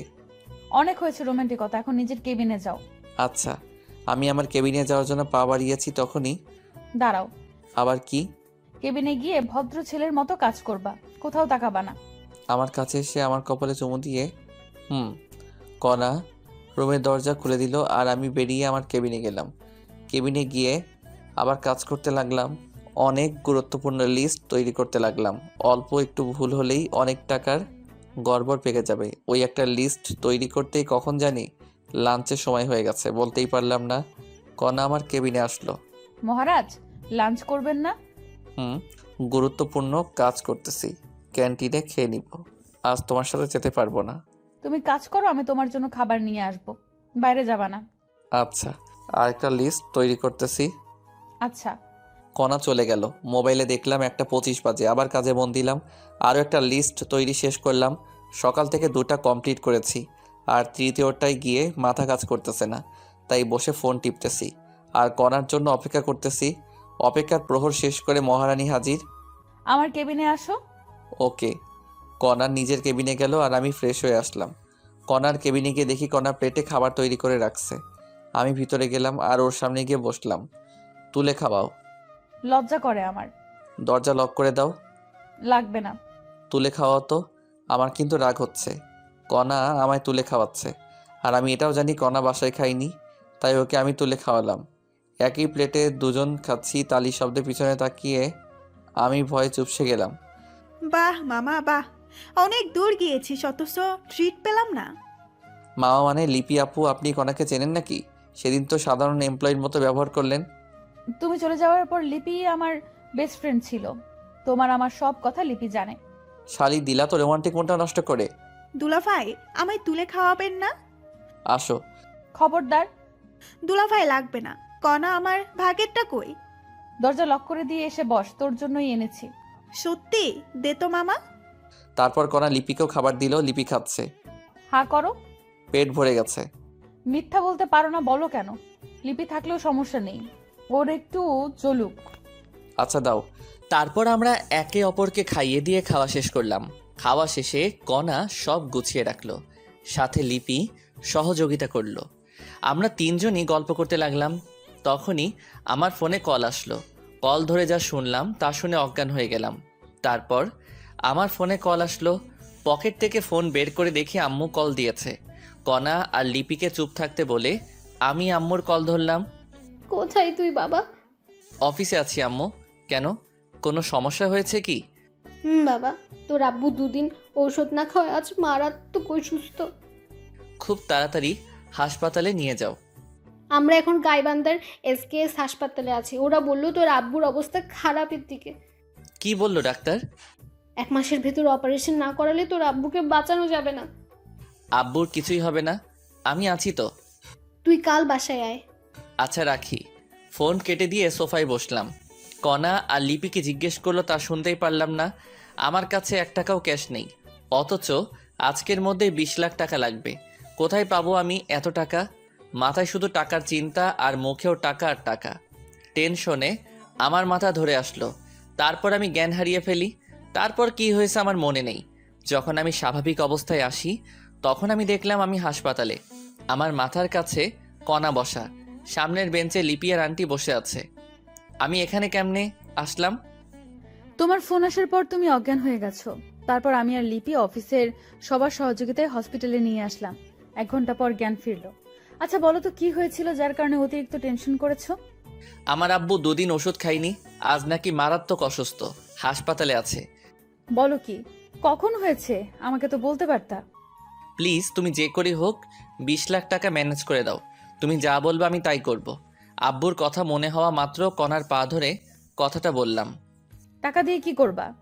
আব্বুর অপারেশন 1 মাসের মধ্যে না করলে বাঁচাতে পারবো না। প্লিজ ব্যবস্থা করো। তোমার আব্বু এখন কোথায় আছে? গাইবান্ধার একটা প্রাইভেট হাসপাতালে। তুমি এখনই অ্যাম্বুলেন্সে করে আমার শ্বশুর শাশুড়ি আর ননদকে ঢাকায় আসতে বলো। আমি টাকা রেডি করতেছি, আর আমার শর্তগুলো পরে শুনবা। আচ্ছা। কণা আর আন্টি কথা বলতেছে আর আমি চাচাতো ভাইকে কল দিলাম, সব ব্যবস্থা করে দিতে বললাম। আর ওদিকে আম্মু, আমার অ্যাকাউন্টে মাত্র 13 লাখ টাকা আছে। মামুনি, তুই তো জানিসই আমার অ্যাকাউন্টে 5 লাখ টাকা আছে। আরও লাগবে, কমপক্ষে 22 লাখ টাকা লাগবে মোট খরচ সহ। দেখো আমার অ্যাকাউন্টে 2 লাখ আছে। আমি আব্বুকে কল দিয়ে এখনই 5 লাখ টাকা নিয়ে আসতে বলি। যদি থাকে এখনই বলো। ওকে। লিপি ওর আব্বুকে কল দিয়ে সব খুলে বলল। ওর আব্বুর ক্যাশ টাকা ছিল কিছু, আর বাকি টাকা ব্যাংক থেকে তুলে সন্ধ্যার দিকে নিয়ে আসবে বলল। তারপর কণা আমার কাছে এসে, চিন্তা করো না, টাকা ম্যানেজ করেছি। আল্লাহ সহায় হলে আমার শ্বশুরের কিছুই হবে না। আমি তোমার সারা জীবন তোমার কেনা দাস হয়ে থাকবো। ছাড়ো, সামনে আম্মু দেখছে। এখন ব্যাংকে যাওয়া লাগবে, দেরি হলে ব্যাংক বন্ধ করবে। চলো। আমি আন্টি মানে হবু শাশুড়ি, কণা আর লিপি ব্যাংকের উদ্দেশ্যে রওনা দিলাম। মনটা আমার ছটফট করতেছে। আবার আম্মুর কাছে কল দিলাম। আম্মু, আব্বুর কি অবস্থা? এখন স্বাভাবিক হয়েছে। ওখানে আদনান থাকলে দাও তো। কথা বল। আদনান, আব্বু কি স্বাভাবিক? ভাইয়া, বড় আব্বু এখন স্বাভাবিক। আমি ঢাকায় যাওয়ার সব ব্যবস্থা করেছি, এখন রওনা দিব। সাবধানে নিয়ে আসিস। চিন্তা করতে হবে না, আমি ঢাকায় পৌঁছে কল দিব। ওকে, আমি টাকা ম্যানেজ করার চেষ্টা করতেছি। আমরা গাড়িতে উঠেই রওনা দিব। রাখি। ওকে। ফোন কেটে দিলাম, কারণ আমরা ব্যাংকে পৌঁছে গেছি। একসাথে 2 রিলেটিভ অ্যাকাউন্ট থেকে 18 লাখ টাকা তুলতে অনেক সমস্যা ঝামেলা তৈরি হলো। যখন আমার আব্বুর ইমার্জেন্সি অপারেশনের রিসিপ্ট দেখলাম তখন ক্যাশ দিল। টাকা নিয়ে অনেক সাবধানে কণার বাসায় আসলাম, কারণ দেশে অনেক চোর বাটপার আছে। টাকা গোপন জায়গায় রেখে দিলাম। আমার পরিবার আসতেছে, তাই আমার হবু শাশুড়ি বিরিয়ানি আর কলিজা ভুনা রান্না করতেছে। মনটা এখন হালকা লাগছে, খুশিতে কান্না করতে লাগলাম। তখনই কণা এসে হাত ধরে টেনে ওর রুমে নিয়ে গেল। এই হারামজাদা, কান্না করছো কেন? খুশিতে কান্না চলে আসছে। কান্না করো না প্লিজ। তুমি কান্না করলে আমারও চোখে পানি চলে আসে। আমার চোখের পানি ওর আঁচল দিয়ে মুছিয়ে দিয়ে, আমি তোমাকে পেয়ে ধন্য হয়ে গেছি। শর্তগুলো মনে রাখিও। যাই করো, আমার পরিবারকে ফেলে দিতে বলবা না। এসব না, কয়েকটা শর্ত বলে দেই। শুধু আমায় ভালোবাসতে হবে, আমায় কয়েকদিনের মধ্যে বিয়ে করতে হবে। সেখানে আমার ফ্যামিলি আর তোমার ফ্যামিলি একসাথে থাকবে। অন্য মেয়ের দিকে তাকালে চোখ তুলে ফেলবো। আর বাকি শর্তগুলো পরে বলবো। বলো রাজি কিনা? আমি তোমার সব শর্তে রাজি বলেই কণাকে জড়িয়ে ধরে বিছানায় ফেলে দিলাম। যখনই হবু শাশুড়ি ডাক দিল, কণা আমায় ধাক্কা দিয়ে বিছানায় বসলো। আমিও বসে ফোন টিপতে লাগলাম। শাশুড়ি এসে, তোমার আব্বু কত দূর আসলো? আর 2 ঘন্টার একটু বেশি লাগবে। তাহলে তোরা সবাই খেয়ে নে। ওকে। আমাকে অনেক খিদে লাগছে, তাই ফ্রেশ হয়ে পেট ভরে খেয়ে নিলাম। খাওয়া শেষে সোফায় বসে টিভি দেখতেছি। লিপির আব্বু টাকা নিয়ে আসলো, আমাকে চিন্তা করতে নিষেধ করলো এবং সাথে করে লিপিকে নিয়ে গেল। কণা টাকা রেখে আসলো আর আমার শাশুড়ি ঘুমাতে গেল। আর আব্বু আম্মু আসলে ডাক দিতে বলল। কণার কথা জিজ্ঞেস করলাম, কণা নাকি ঘুমিয়েছে। আমি সোফায় বসে আছি, তখনই কণা আসলো। তুমি ঘুমাওনি? না, তুমি এখানে তাই আসলাম। তুমি গিয়ে ঘুমাও। চুপ করো। বলেই আমার কোলে মাথা রেখে শুয়ে পড়ল। জানো, আমি কখনো ভাবিনি এমন হবে। আব্বু আম্মু আসলে ডাক দিবা আমায়। রাত 11টায় আমি কল পেয়ে গেট খুলে দিলাম। দেখি ওরা হাইসে করে এসেছে। হাইস কেন? ভাইয়া, অ্যাম্বুলেন্স ভালো না, তাই হাইস নিয়েছি। আচ্ছা, আব্বুকে ধরো, ভিতরে নিয়ে যাই। ওকে। তারপর আব্বুকে দোতলায় এনে গেস্ট রুমে শোয়ালাম। আব্বু সব দেখতে পারে কিন্তু কথা বলা আর হাঁটতে পারে না, আর এই কারণে ভিতরে কি জানি সমস্যা হয়েছে। আব্বুকে রুমে রেখে আসলাম, সাথে আম্মু আছে। আমার ছোট বোন আনহা গিয়ে কণাকে ডাক দিল। কণা আনহাকে চিনতে পেরে জড়িয়ে ধরে কান্না করতে লাগলো। আনহাও কান্না করতে লাগলো। যখন বুঝতে পারছে আম্মু আসছে, দৌড়ে আম্মুর কাছে গেল। মামুনি, ফারুক তোমার দেখা কেমন করে পেল? অনেক কাহিনী আম্মু। এখন বলো, আমাকে আগের মতো করে ছেলের বউ করবা না? তোমার আঙ্কেলের অবস্থা দেখছো কেমনে হয়? আম্মু, আমি অপারেশনের সব ব্যবস্থা করেছি। পরশুদিন সিঙ্গাপুরের উদ্দেশ্যে রওনা দিব। কাল সকালে টিকিট কনফার্ম করব। তুই আমার মা হয়ে গেলি মামুনি। আল্লাহ তোমাকে অনেক দিন বাঁচিয়ে রাখুক। কণাকে টেনে নিয়ে কপালে চুমু খেয়ে, এখন চলো, খেতে হবে। তবে আব্বুকে একটু খাইয়ে ওষুধ খাইয়ে দাও। ওকে গাড়িতে খাইয়েছি, ওষুধও খাইয়েছি, এখন খাওয়ালে সমস্যা হবে। ও এখন ঘুমাবে। চলো, খাবে তুমি? তারপর আম্মু, আনহা আর আদনান ফ্রেশ হয়ে এলো। আন্টি মানে হবু শাশুড়ি পরিবেশন করলো আর ওরা সবাই খেয়ে নিল। খাওয়া শেষে সবাই একখানে বসলাম। সেখানে টিকিট কয়টা কাটবো? 4টা টিকিট কেটে রাখো। ওকে, কিন্তু কে কে যাবে? আম্মু যাবে, আব্বুর সেবা করতে হবে, সেগুলো আমরা পারবো না। আমি যাব, তুমি যাবে আর আব্বু। ওকে, কাল সকালে। এখন সবাই ঘুমিয়ে পড়ো। ওকে। 4টা রুম কিন্তু বেড 3টা। একটায় আব্বু আম্মু, আরেকটায় কণা, শাশুড়ি আর আনহা, আর আরেকটায় আমি আর আদনান ঘুমিয়ে পড়লাম। পরের দিন উঠলাম কণার ডাকে, উঠে নাস্তা করলাম। নাস্তা করে অনলাইনে টিকিট কাটার জন্য রওনা দিলাম। টিকিট কনফার্ম করে টিকিটের রিসিভের ফটোকপি নিলাম। এটা দেখালেই টিকিট দিয়ে দিবে। আব্বুকে নিয়ে আমি আর কণা বাংলাদেশের নামকরা বেসরকারি হাসপাতালে গেলাম। ডাক্তার কণার পরিচিত হওয়ার সুবাদে সিরিয়াল খুব তাড়াতাড়ি পেয়ে গেলাম। ডাক্তার অনেক সতর্কভাবে আব্বুর চেক আপ করলো। আব্বুর শরীর এখন কেমন আর আব্বুর শরীর কোন ধরনের অপারেশন সহ্য করতে পারবে সে অনুযায়ী একটা রিসিপ্ট তৈরি করলো। সেদিন আরও কিছু কাজ করলাম। দিনটি কেমনে কেটে গেল বুঝতেই পারলাম না। পরের দিন আবার সেই হাসপাতালে গেলাম। এই হাসপাতালের মাধ্যমে আমরা সিঙ্গাপুর যাব, আর ওখানে যা কাজ করা লাগবে সব এই ডাক্তাররাই করবে। আমরা সকাল 10টায় গেলাম হাসপাতালে। আবার রিসিপ্ট নিয়ে ব্যাংকে গিয়ে 20 লাখ টাকা ডোনেট করলাম। টাকা ডোনেট করার পর রিসিপ্ট নিয়ে বাসায় আসলাম। আমাদের বিকেল 4টায় ফ্লাইট, তাই আমরা রেডি হলাম। টিকিট অবশ্য কাটা ছিল আমাদের। আমরা রওনা দিলাম দুপুর 2টায়। যথাসময়ে প্লেন উড়াল দিল। দীর্ঘ 6 ঘন্টা পর আমরা সিঙ্গাপুরের মাটিতে পা রাখলাম। আমরা সরাসরি হাসপাতালে চলে গেলাম। আমাদের কাছ থেকে রিসিপ্ট জমা নিল এবং আব্বুকে ভিতরে নিয়ে গেল। কিছুক্ষণ পর এসে অভিভাবক অর্থাৎ সাদা স্ট্যাম্পে আমার স্বাক্ষর নিল। স্বাক্ষর করা শেষে ওরা চলে গেল। অপারেশন শুরু হলো। আমরা বাইরে দাঁড়িয়ে আছি। আম্মু তো শুধু কান্নাই করছে, থামছেই না কিছুতেই। আমারও কান্না আসতেছে, কিন্তু আমায় শক্ত হয়ে থাকতে হবে। আমি যদি কান্না করি তাহলে আম্মুকে আটকানোই যাবে না। আমি শুধু মনে মনে আল্লাহর নাম নিচ্ছি। আম্মু কান্না করতে করতে ক্লান্ত হয়ে বেঞ্চের উপর ঘুমিয়ে পড়েছে। কণা আম্মুর মাথা নিজের কোলে রেখে বসে আছে, আর আমি অপারেশন থিয়েটারের দরজার সামনে দাঁড়িয়ে আছি। আমার চোখের কোণে পানি এসে গেছে। আব্বুর কিছু কথা আমার মনে উঠে গেল। যাই হোক, প্রায় 3 ঘন্টা পর একজন দরজা খুলেই, কে আপনি? আমি রোগীর আত্মীয়। কেন?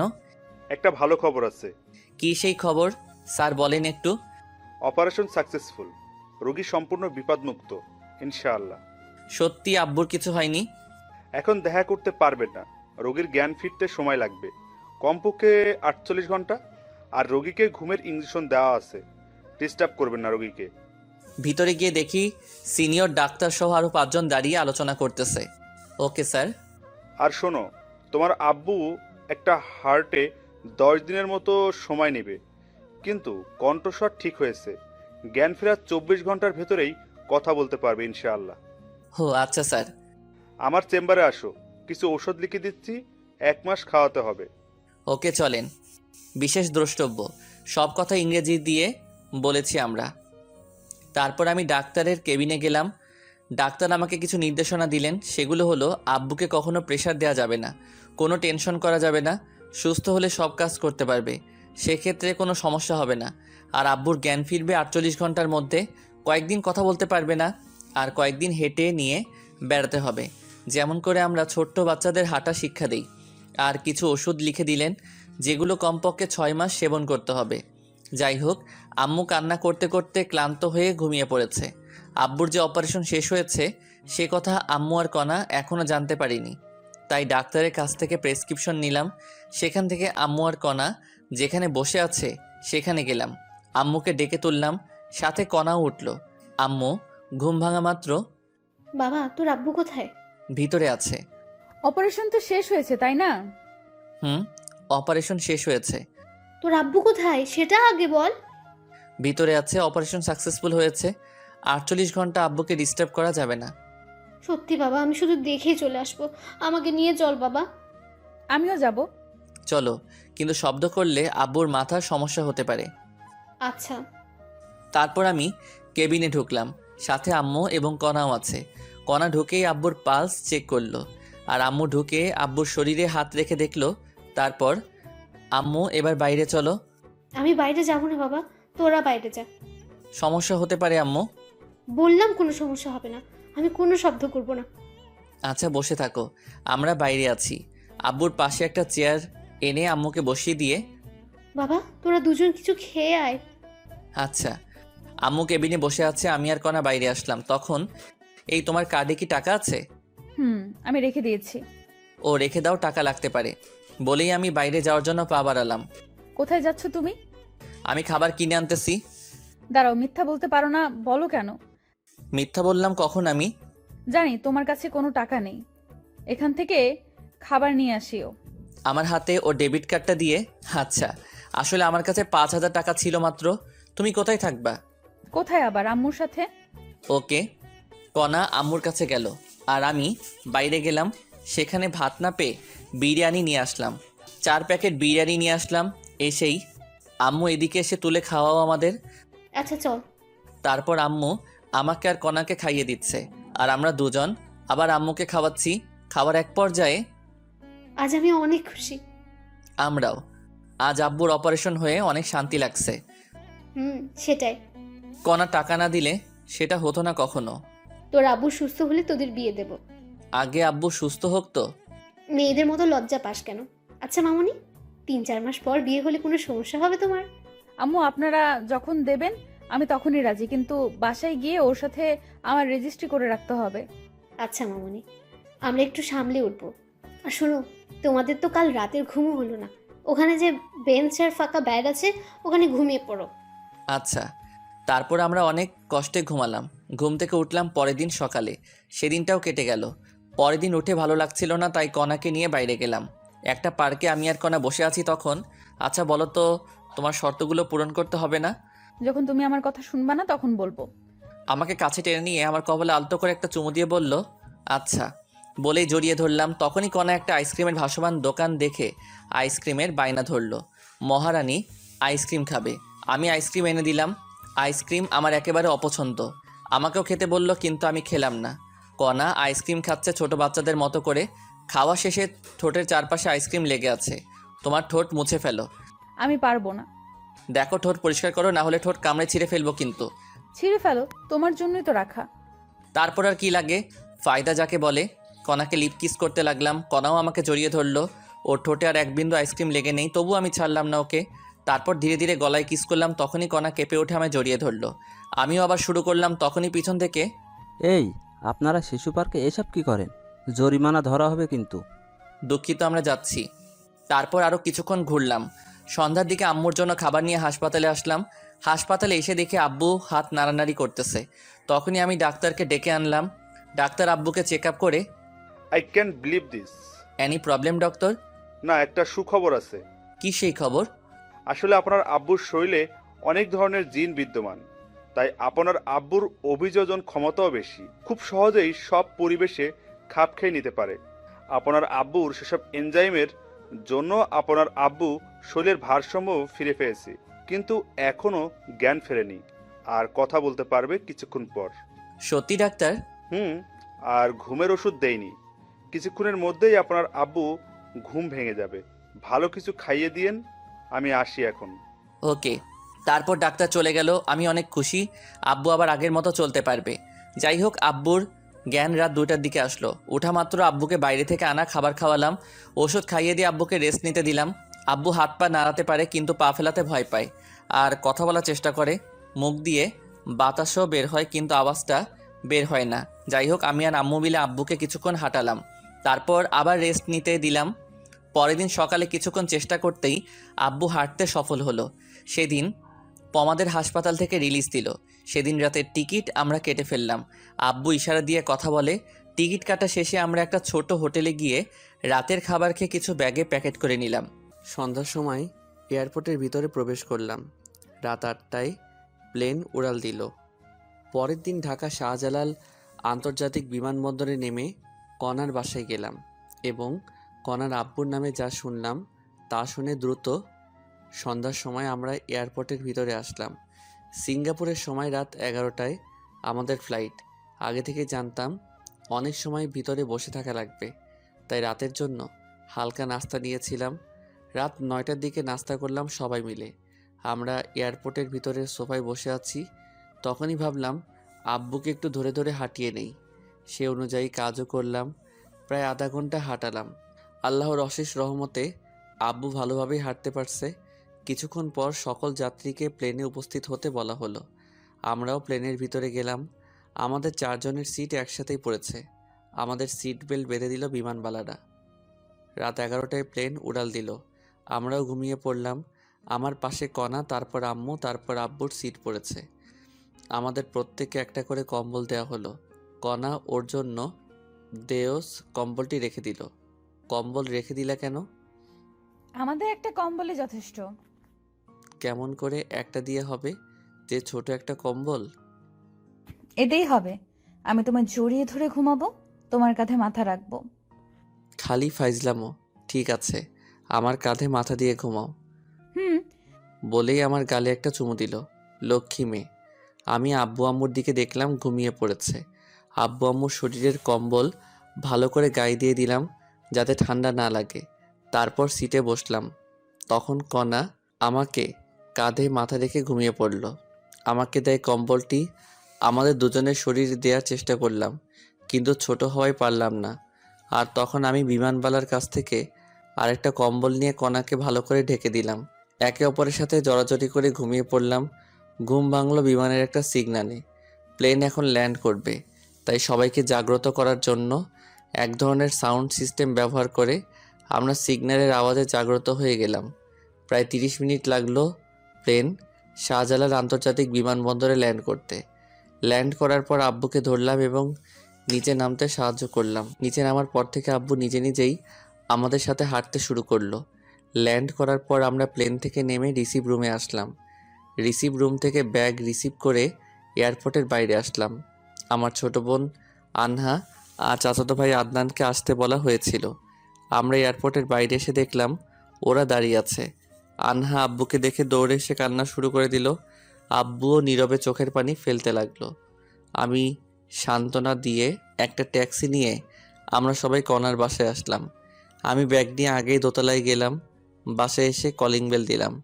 আমার আব্বুর বয়সী একজন পুরুষ দরজা খুলে দিল। কে আপনি? এই বাসায় কি চাই? সরি, আপনাকে তো চিনলাম না। আমি এই বাসার মালিক। আমার শাশুড়িকে ভয় দেখিয়ে বাড়ি দখল। বাবা, তুমি এতদিন কোথায় ছিলে? বাবা মানে এই লোককে? উনি আমার বাবা। ভেতরে আসো। আর বিআই বেআইন আপনারাও আসেন। চলেন বেয়ায়। তারপর আমরা সবাই সোফায় গিয়ে বসলাম। তখন আব্বু, তুমি এই 2 বছর কোথায় ছিলে? কিছু কাজ ছিল মামুনি। আর কোথাও তোমার যাওয়া হচ্ছে না? তোমার আর কোথাও যাব না, অবসর নিয়েই তবে এসেছি। ভাই সাহেব, আপনি কি কাজ করতেন? হঠাৎ 2 বছর খোঁজ ছিল না আপনার? বিআইন, আমি একজন কমিশনার ছিলাম। আমাদের দেশে মাদকের ব্যবহার অধিক ছিল, আর আমি ট্রেনিংয়ে মেডেল জিতেছিলাম, তাই সরকার আমায় ডেকে পাঠায়। তারপর আমাদের একটা মিটিং হয়। সেই মিটিংয়ে 60 সদস্য বিশিষ্ট একটা দল তৈরি করি। এদের মূল কাজ মাদকের গডফাদারকে ধরা। আমরা এই কাজের মিশনের জন্য উঠে পড়ে লেগে পড়ি। বাসায় থাকলে সমস্যা হতো, তাই আমি কাউকে না জানিয়ে পালিয়ে যাই। মিশন ছিল জীবন মরণের, ধরা পড়লেই মৃত্যু নিশ্চিত। আমরা দেশের ভিতরে এবং বাইরে 2 বছর নিরস প্রচেষ্টার পর 7 দিন আগেই ওই সন্ত্রাসীকে ধরিয়ে দেই এবং আবার মেডেল পাই। সেদিনেই চাকরির অবসরের আবেদন করি। অফিসাররা সবাই অবাক হয়েছিল এবং তারা আমাকে চাকরিতে জোর করে রাখতে চেয়েছিল, কিন্তু পারিনি। আমি পরশুদিন বাসায় এসে সব শুনলাম বিয়ানের নাকি অপারেশন হচ্ছে। আপনার মেয়ে টাকা দিয়েছিল, আমাদের তো অপারেশন করার সামর্থ্য ছিল না। বেআইন, আমার যা কিছু আছে সব কণা মামুনির, আর আমার মেয়ে আপনার বাড়ির বউ। আর এসব কথা বাদ দেন, এখন বেআইনের কী অবস্থা? হাঁটতে পারতেছে কিন্তু কথা বলতে পারতেছে না, মুখ দিয়ে বাতাস বের হয়। ডাক্তার বলছে 1 সপ্তাহের মধ্যে কথা বলতে পারবে। আল্লাহ যেন তাড়াতাড়ি সুস্থ করে দেন। আচ্ছা ভাই, কণা আর ফারুকের সম্পর্ক নিয়ে আপনার মন খারাপ হয়নি? বেআইন, কণা আগে রিলেশন করতো আপনার ছেলের সাথে। আমি জানতাম রিলেশন করে, কিন্তু আপনার ছেলেকে দেখিনি। পরে যখন ওদের ব্রেকআপ হয়েছে এবং আমার মেয়ে বাইরে চলে যায়, মেয়ে আমাকে বুঝতে দেয়নি। তারপর আমি মিশনে গিয়েছিলাম। বাসায় এসে জানতে পারলাম ব্যাপারটা। প্রথমে রাগ হয়েছিল, কিন্তু পরে সব শোনার পর অনেক খুশি লাগতেছে। ভাই, আপনার মেয়েকে আমি অনেক পছন্দ করি, তাই ফারুক যখন ওদের ব্রেকআপের কথা বললো তখন ওর সাথে অনেক রাগারাগি করেছি, কিন্তু সব কিছু বিবেচনা করে মেনে নিতে হয়েছে। অনেক ভালো লাগলো বেআইন। আমরাও রিলেশন করে বিয়ে করেছি, আমার মেয়েও। আমরাও সেম। যা করসব, কাল আবার গ্রামের বাসায় যেতে হবে আমাদের। কেন বেআইন? ওমর ফারুককে আর কতই প্রেশারে রাখি বলেন? এমনি ওর বেতন অল্প, আবার যদি পরিবার সহ ঢাকায় থাকি তাহলে অনেক টাকা খরচ হবে, তাই চলে যাব। কি বলেন বেআইন? সামনে আমার একটা ফ্ল্যাট আছে, 5 তলা ফ্ল্যাট, সেখানে 4 তলায় আপনারা থাকবেন। বেয়াই অনেক উপকার করেছেন, তাই জীবনে শোধ করতে পারবো না, আর উপকার করবেন না। বেআইন কি বলেন এসব? আমরা কিন্তু কষ্ট পাবো। আচ্ছা বেয়াই, আগে আপনার বেয়াই সুস্থ হোক। ও সুস্থ হলে যে কোম্পানিতে চাকরি করতো সেখানে আবার জয়েন করতে পারবে। রেফারেন্স আছে তো, সুস্থ হলে আবার ঢাকায় আসবো। আচ্ছা ঠিক আছে, কিন্তু এদের বিয়ের ডেট ঠিক করতে হবে না? কিছুদিন যাক। তবুও কদিন পর? 6 মাস পর। কি বলো তুমি? আচ্ছা ঠিক আছে, এখন চলেন, সকালের খাবার খেতে হবে। আব্বু, প্রচুর খিদে লাগছে, আর আমরা খেয়েই ঘুমাবো। ঘুম হয়নি রাতে। হারামজাদি আমার কাঁধে মাথা রেখে আরামসে ঘুমিয়েছে আর এখন চাপা মারতেছে। সবাই ফ্রেশ হয়ে এসে টেবিলে বসো। আমি দেখি কনার আম্মুর রান্না কত দূর। তারপর আম্মু আর আব্বু গেস্ট রুমে গেল, সাথে আদনান আর আনাহাও। আর কণা আমাকে টেনে ওর রুমে নিয়ে গেল। আমি যেই রুমে ঢুকেছি সাথে সাথে কণা দরজা লাগিয়ে দিল। এই কি করো? তোমার কমিশনার বাপ আমার গুটলি ফাটাই দিবে। কিছুই বলবেন, এখন যাও, ফ্রেশ হও আগে। ওকে। তারপর আমি বাথরুমে ঢুকলাম। 10 মিনিট পর একদম ফ্রেশ হয়ে বের হলাম। বের হয়ে দেখি কণা আগের কাপড় পরিবর্তন করে শাড়ি পরার বৃথা চেষ্টা করতেছে। আমি বাথরুম থেকে বের হয়েছি, কণা বুঝতে পারিনি। আমি হালকা কাশি দিলাম, সাথে সাথে কণা পিছনে ফিরে দেখলো আমি তো আবার ক্রাশ খেলাম। হালকা মেকআপ করেছে, উফ অসাধারণ লাগছে কণাকে। তখনই কুত্তা, এমন করে কি দেখো? এখানে আসো। বলে ওর কাছে এসে আবার মন ভরে দেখতে লাগলাম। আমাকে শাড়ি পরিয়ে দাও। আচ্ছা। তারপর আমি কণার শাড়ির কুচি ধরলাম। ধবধবে পেট, নাভির 2 ইঞ্চি উপরে একটা তিল। আমি নিজেকে কন্ট্রোল করার চেষ্টা করতেছি, আর কণা সেটা বুঝতে পেরেছে। কণা আমার কাঁধে হাত রেখে আছে। আমি কুচি সুন্দরভাবে গুছিয়ে কোমরে গুজলাম। তখনই কণা আমার হাত চেপে ধরলো এবং মাথা পেটের সাথে চেপে ধরলো। আমি নিজেকে আর ধরে রাখতে পারলাম না। কণার মাথা শক্ত করে ধরে লিপ কিস করা শুরু করলাম। কণাও আর কন্ট্রোল করতে পারলো না, সেও রেসপন্স করা শুরু করলো। টানা কিস করতে করতে কণাকে কোলে করে বিছানায় নিয়ে গেলাম। বিছানায় ফেলে আবার কিস করা শুরু করলাম। তারপর গলায় কিস করতে লাগলাম। তখনই এই কুত্তা, আমাকে কি বিয়ের আগেই প্রেগনেন্ট করতে চাও নাকি? ও শিট, সরি, আমি ব্যাপারটা বুঝতে পারিনি। দোষ আমার, আমি ইচ্ছে করেই তোমায় শাড়ি পরিয়ে দিতে বলেছি। আমি জানতাম তুমি ঠিক থাকতে পারবো না। তবে রে, আও, হারামি, বাইরে চলো। চলো। আরে মুখ তো মুছে ফেলো, মুখে লিপস্টিক লেগে আছে। বলেই বাইরে চলে গেল। কি বলো? বলেই আয়নার সামনে গিয়ে দেখি সত্যি সত্যি লিপস্টিক লেগে আছে। তারপর আমি ভালো করে মুখ ধুয়ে বাইরে আসলাম। বাইরে এসে দেখি সবাই আমার জন্য টেবিলে অপেক্ষা করে বসে আছে। সামনে গিয়ে দেখি কণার পাশে টেবিলটাই মাত্র ফাঁকা আছে। খিদেও লাগছে, তাই আমিও বসলাম টেবিলে। হবু শাশুড়ি খাবার সার্ভ করলো, আর আমি কোনো দিকে না তাকিয়ে খাওয়া শুরু করলাম। তখন নিচ থেকে সুরসুরি লাগলো। আমি বিড়াল মনে করে নিচে তাকালাম, দেখি নিচে কিছুই নেই। মাথা তুলে দেখি আমার প্লেটেও কিছুই নেই। আমার প্লেটের মাংস কে জানি তুলে নিয়েছে। কণার মুখের দিকে তাকালাম, দেখি কণা মুচকি মুচকি হাসতেছে। আমিও বুঝতে পারলাম গন্ডগোলটা কোথায়। খাওয়াই হলো না আমার। সামনে তাকিয়ে দেখি সবার খাওয়া শেষ। লজ্জায় আবার চাইতেও পারছি না, তাই পেটে ক্ষুধা নিয়ে হাত ধুয়ে উঠে আসলাম। কণাও উঠে ওর আম্মুর কাছে গেল। আমি আম্মুকে বলে কণাকে না জানিয়ে আমার ভাড়া বাসায় চলে গেলাম। যাওয়ার সময় সাথে করে বিরিয়ানি নিয়ে গেছিলাম। সেগুলো খেয়ে ফোন বন্ধ করে চার্জে দিয়ে 11টার সময় দিলাম ঘুম থেকে উঠলাম বিকেল 4টায়। উঠে ফ্রেশ হয়ে ফোন অন করলাম। ফোন অন করে আমি অবাক হয়ে গেলাম। মিস কল অ্যালার্ট চালু করা আছে, দেখি 250টা মিস কল আর 119টা মেসেজ। কল এসেছে আম্মু, কণা, আদনান শাশুড়ির ফোন থেকে, আর মেসেজ এসেছে আদনানের ফোন থেকে 10টার মতো। বাকিগুলো কণা দিয়েছে। সবগুলো মেসেজ হলো আমি কোথায় আছি, তাড়াতাড়ি যেন বাসায় যাই, এসব নিয়ে। যাই হোক, এসব দেখে ভাবলাম কল দেই। দেখলাম ফোনে টাকা নেই, তাই বিকাশ অ্যাপস থেকে টাকা লোড দেওয়ার জন্য ডাটা অন করলাম। সাথে সাথেই দেখি মেসেঞ্জার, হোয়াটসঅ্যাপ, টেলিগ্রাম সবখানে কণার মেসেজ। টাকা লোড দিয়ে কল দিলাম কণার কাছে। কল দেওয়া মাত্র কল ধরলো, মনে হয় তার জন্য বসেছিল। কি করো? জানোয়ার, কোথায় তুই? রেগে আছো খুব? তাই বলবো না। রাখবে না। তোমার ফোন বন্ধ কেন? হ্যাঁ, অবু স্বামীর সাথে কেউ এভাবে কথা বলে? ঘন্টা, এবার বলো কোথায় তুমি এখন? ঘুম হয়নি তো, তাই যে বাসায় থাকতাম সেখানে এসে ফোনটা চার্জে দিয়ে ঘুমিয়েছিলাম। লোকেশন দাও, আমি যাচ্ছি। পাগল নাকি? তোমার সতীন তোমার সাথে মারামারি করার জন্য বসে আছে। দেখো, তুমি জানো আমার রাগ কেমন, রাগিও না আমায়। ওকে, জায়গায় আসো। ওকে। আমি ফোন কেটে দিয়ে বিছানায় বসে ফেসবুকে নোটিফিকেশন চেক করতেছি। তখনই কণার আইডি সামনে আসলো। দেখলাম রিলেশনশিপ স্ট্যাটাস দিয়ে, relationship with MD Omar Faruk. আমি দেখে মুচকি আসলাম। পাগলি একটা, আমায় অনেক ভালোবাসে। জীবনে কিছু না পেলেও মনের মতো মা বাবা আর জীবনসঙ্গী পেলাম। আল্লাহর কাছে লাখ লাখ শুক্রিয়া। তারপর ফেসবুকের ভিডিও দেখতে লাগলাম। প্রায় 30 মিনিট আমার ফোনে কণার ফোন নাম্বার থেকে কল আসলো। কল ধরলাম, তখন কণা আমায় আমার দেওয়া ঠিকানায় যেতে বলল। আমি গিয়ে ওকে নিয়ে আসলাম। রুমের মধ্যে ঢোকা মাত্র কণা এসে ঠাস করে আমার গালে একটা চড় মারলো। চড় মারার পরই আমায় জড়িয়ে ধরে কান্না করতে লাগলো। আমিও জড়িয়ে ধরে, নিজে থাপ্পড় মারলে আবার নিজেই কান্না করছো কেন? চুপ করো। তুমি যে বাসায় আসছো আমায় বলে আসতা। আমি মনে করেছি টেবিলে তোমার খাবার মেরে দিয়েছি, এই জন্য তুমি রাগ করে বাসায় এসেছো। আমি অনেক কান্না করেছি। আমি তো আম্মুকে বলেই আসলাম। তুমি নাকি বলেছো বাইরে যাচ্ছো, কিন্তু এতক্ষণ লাগে নাকি? তাই চিন্তা হচ্ছিল আমার। না বলে আসার জন্য দুঃখিত। হয়েছে, তোমার জন্য খাবার নিয়ে এসেছি। আচ্ছা, তুমি খাইয়ে দাও। পাবো না। তাহলে আমার খিদে নেই। আচ্ছা শয়তান, আসো। তারপর কণা আমায় খাইয়ে দিতে লাগলো, আবার আমি ওকে খাওয়াচ্ছি। তখনই আমাদের বাসার মালিক আসলো। বাসার মালিকের সাথে আমার সম্পর্ক ভালো। বাড়িওয়ালা এসে, কি ফারুক, কি খবর তোমার? দুদিন থেকে দেখাই যাচ্ছে না, ঘটনা কি? ভাই, আব্বুর অপারেশনের জন্য বাইরে গেছিলাম। এনিকে ভাবি নাকি? আপনার ভাবি। হাফ নাকি ফুল? পরে বলবো। আচ্ছা, পরে শুনবো। এখন বাড়ি ভাড়া কবে দিবা? কাল দিব ভাই। আচ্ছা, তাহলে আমি যাই। বাড়িওয়ালা চলে গেল। কণা আমায় রেডি হতে বলল। আমি তৈরি হয়ে নিলাম। আজ আব্বু আম্মু, ছোট বোন আনহা আর চাচাতো ভাই আদনান বাসায় যাবে। ওদেরকে বাসে তুলে দিতে হবে। আমি রেডি হয়ে রুমে তালা দিয়ে বের হলাম। কণা আর আমি রিক্সা নিয়ে কণার বাসায় গেলাম। বাসায় যাওয়া মাত্র, তোর কি আক্কেল জ্ঞান নেই? তুই বাইরে গেছিস, কণাকে বলা লাগবে না?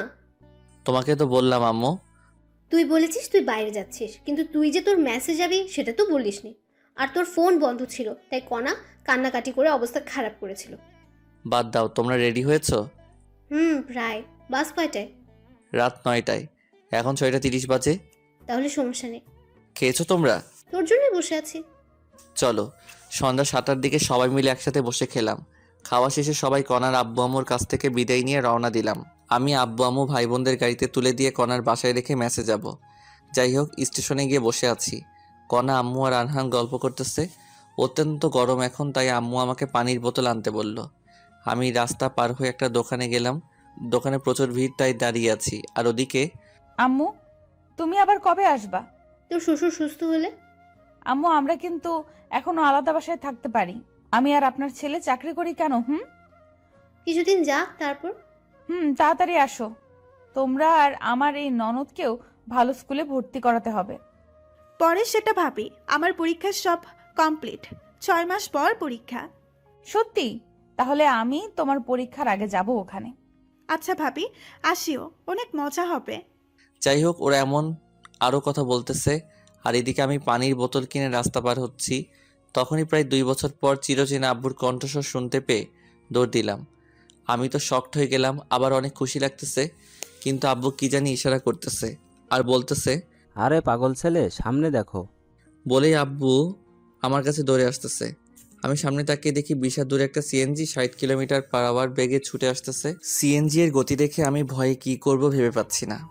আমার ব্রেন কাজ করা বন্ধ করে দিয়েছে। আমি আমার মৃত্যু দেখতে পারতেছি। আমি ভয়ে চোখ বন্ধ করলাম। তখন আমার মনে হলো আমায় কেউ আচমকা টান দিল। আমি বুঝতে পারলাম আমি কোথাও পড়ে গিয়েছি, কিন্তু আমার শরীরে মনে হয় শক্তি নেই। কেউ একজন আমায় ধাক্কাচ্ছে। তখনই আমার চিন্তা শক্তি কাজ করা শুরু করে দিল। আমি চোখ খুললাম। খোলা মাত্র, বাবা, তোর কিছু হয়নি তো? কিছু হয়নি তো মনে হয়। চারপাশ দেখে আসবি না? ভুল হয়েছে, এবার চলো। চল। আম্মুকে বলিও না, আবার চিন্তা করবে। আচ্ছা। তারপর আমি আমার শরীরের ধুলা ঝেড়ে ফেলে দিলাম। তারপর আব্বু আর আমি, আম্মু, কণা আর আনহাদের কাছে আসলাম। আব্বু যখন এসে সবার সামনে কথা বলল, সবাই আনন্দে হই দিয়ে উঠল। আর আম্মু তো খুশিতে কান্না কান্না করতে লাগলো। তখনই, এই একসাথে এত খুশি কোথায় রাখি? তুমি যাও বাবার কর্ণফুলের রস নিয়ে আসো। ওকে যাচ্ছি বলেই যেতে লাগলাম। কোথায় যাচ্ছিস? ফলের রস নিয়ে আসি। লাগবে না। আব্বু নিয়ে আসুক না। আরে ফারুক কোথাও যাবে না। জানো কি হয়েছিল একটু আগে? কি হয়েছিল আব্বু? কিছু হয়নি বলেই আব্বুর মুখ চেপে ধরলাম। আসলে তারপর সব খুলে বলল। আরে চিন্তা করো না তো, কিছু হয়নি তো। হলে আর কি হতো, মরে যেতাম। কান্না করার মতো কেউ নেই। চলো তো একটু ওয়াশরুমে যাব। চলো। তারপর আম্মুকে চুপ করে থাকতে বললাম। আব্বু আমার আম্মুকে সান্ত্বনা দিচ্ছে, আর আমি কণাকে নিয়ে বাস কাউন্টারের ওয়াশরুমে ঢুকলাম। কণা ভিতরে ঢুকে উকি দিয়ে কি জানি দেখলো। তারপর হঠাৎ দরজা বন্ধ করে দিয়ে আমার শার্টের কলার ধরলো। তখন, এই কি করছো?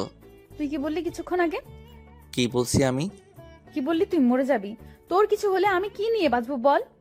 সরি, আর বলবো না। সাবধানে দেখে শুনে বের হবা না তুমি? তোমার কিছু হলে আমি কি নিয়ে বাঁচবো? কলার ছেড়ে দিয়ে আমায় জড়িয়ে ধরে কান্না করতে করতে কথাগুলো বলল। তোমার আর আম্মুর দোয়া আর আল্লাহর রহমত থাকলে আমার কিছু হবে না। সবসময় তোমার জন্য দোয়া করি আমি। এবার কিস করো। তাই তো, তোমায় অনেক ভালোবাসি। কচু বাসো, তাই তো আমার কথা চিন্তাও করো না, শুধু বাজে কথা বলো। মৃত্যু ছাড়া আমি তোমায় ছেড়ে কোথাও যাব না। জানো না, জানো আমার না খুব কান্না আসছিল যখন তুমি এই কথাগুলো বলছিলে। মনে হচ্ছিল ধরে থাপ্পড় মারি আর বলি তোমায় অনেক ভালোবাসি। ওসব আমি ইচ্ছা করেই বলেছি। দেখলাম তুমি আমায় কেমন ভালোবাসো। এবার চলো বাইরে যাব, না হলে অনেক খারাপ ভাববে। চলো। তারপর আমি আর কণা সবার কাছে আসলাম। কিছুক্ষণ পর বাস আসলো। আমি সবাইকে বাসে তুলে দিলাম। সবার জন্য হালকা খাবার কিনে দিলাম। বাস যতক্ষণ ছিল ততক্ষণ দাঁড়িয়েছিলাম। তারপর আমি আর কণা সিএনজি নিয়ে বাসায় আসলাম। কণাকে বাসায় নামিয়ে দিয়ে আমি আবার আমার ভাড়া বাসায় চলে গেলাম। আমি আজ অনেক হেঁটেছি এবং কাজও করেছি, তাই অনেক ক্লান্ত থাকায় ঘুমিয়ে পড়লাম। ঘুম ভাঙল কণার ফোনে। কল ধরেই দিলা তো ঘুমের 69 বাজায়। আইসে আমার জমিদার সাহেব, উঠে তাড়াতাড়ি অফিস আসো। আচ্ছা, যাবনে। আচ্ছা, আমি যাবার সময় তোমায় নিয়ে যাব। লাগবে না ম্যাম, আমারই ডিউটি আপনার বাসায়। ফারুক সাহেব তাড়াতাড়ি আসেন। আচ্ছা ম্যাম। কল কেটে দিয়ে ফোনে দেখলাম 7:48 বাজে। আমার অফিস 9টায়। কণার বাসায় যাওয়া লাগবে 8:30-এ। বেশি সময় নেই হাতে, তাই বিছানা থেকে উঠে বিছানার কিছু না গুছিয়েই ফ্রেশ হলাম। তারপর রেডি হয়েই কণার বাসায় গেলাম। তবুও 10 মিনিট লেট করেছি। কণার বাসায় ঢুকলাম। জামাই না হতেই আমায় এখন থেকে জামাই আদর করতেছে। যাই হোক, খাওয়া শেষে কণা লাঞ্চ পার্টিতে প্যাক করে নিল। তারপর আমরা দুজনে অফিসের উদ্দেশ্যে রওনা দিলাম। অফিসে ঢোকার পর আমি আমার কেবিনে গেলাম। কিছুক্ষণ পর সবাই আসলো। তখন কণা সবাইকে ডাকলো। সবাই মিটিং রুমে গেল, সাথে আমিও মিটিং রুমে। শোনেন, আপনারা আমাদের অফিসের অনেক লোকসান হচ্ছে। ম্যাম, আমরা তো ঠিকভাবে কাজ করছি, সর্বোচ্চ দিয়ে কাজ করি।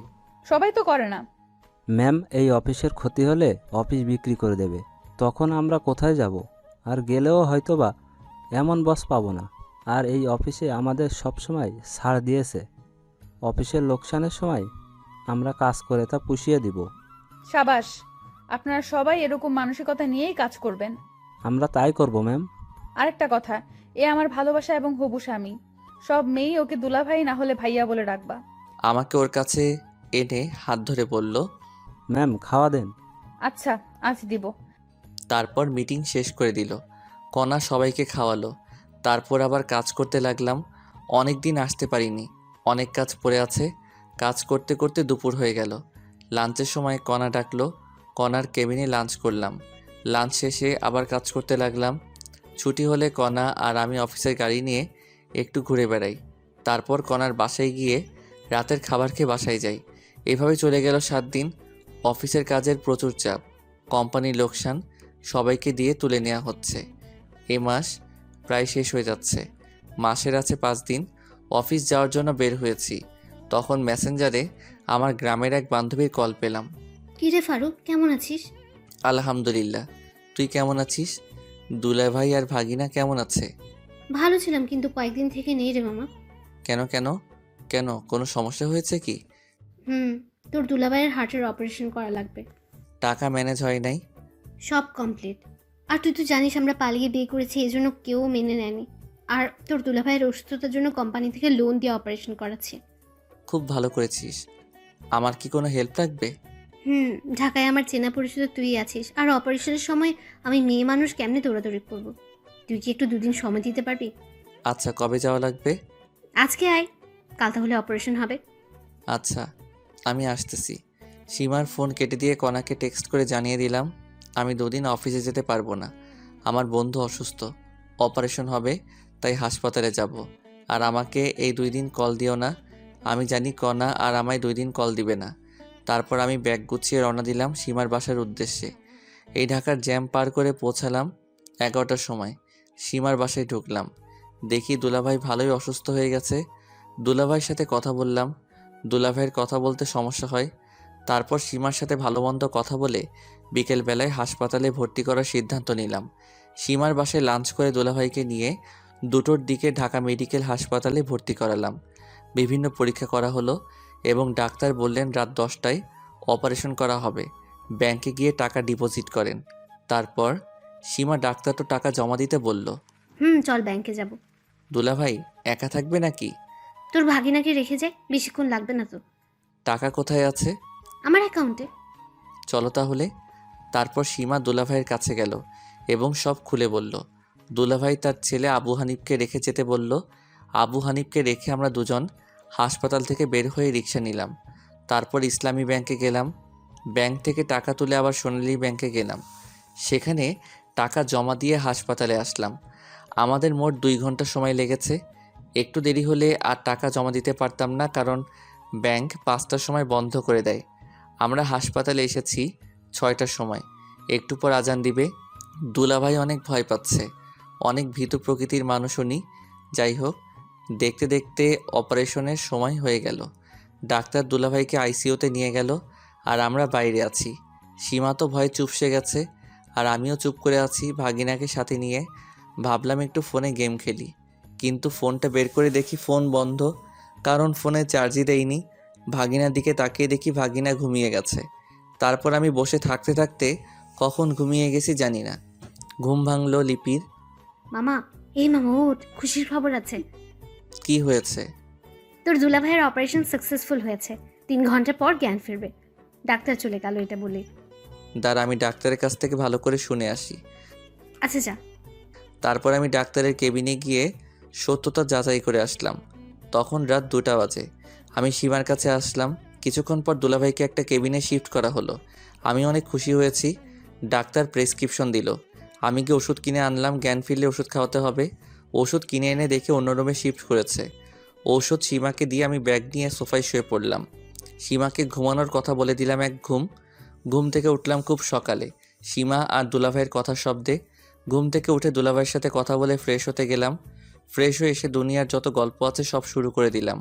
গল্প তো আর শেষ হবে না, খিদেও লাগছে, তাই নাস্তা নিতে ভাগিনাকে সাথে করে বাইরে গেলাম। আমরা নাস্তা করে ওদের দুজনের জন্য নাস্তা নিয়ে আসলাম। নাস্তা করে ওষুধ খাওয়া শেষে আমি বাইরে গিয়ে 10 টাকা দিয়ে ফোনে চার্জ দিয়ে আনলাম। কণার ফোনে কল দিলাম, কিন্তু ওর ফোন বন্ধ। তাই কণার আম্মুর কাছে কল দিলাম। কণা নাকি ওর মামার বাসায় ঘুরতে গেছে, 7 দিন পর আসবে। কণার সাথে কথা বলতে পারলাম না জন্য খারাপ লাগছে। মন খারাপ করে আবার সীমা আর দুলাভাইয়ের কাছে গেলাম। সেদিনই বিকেলবেলা রিলিজ নিলাম আমরা। ওখানে থাকলে একদিনে 10,000 টাকা খরচ হবে, তাই রিলিজ নিয়ে লিপিতের ভাড়া বাসায় আসলাম।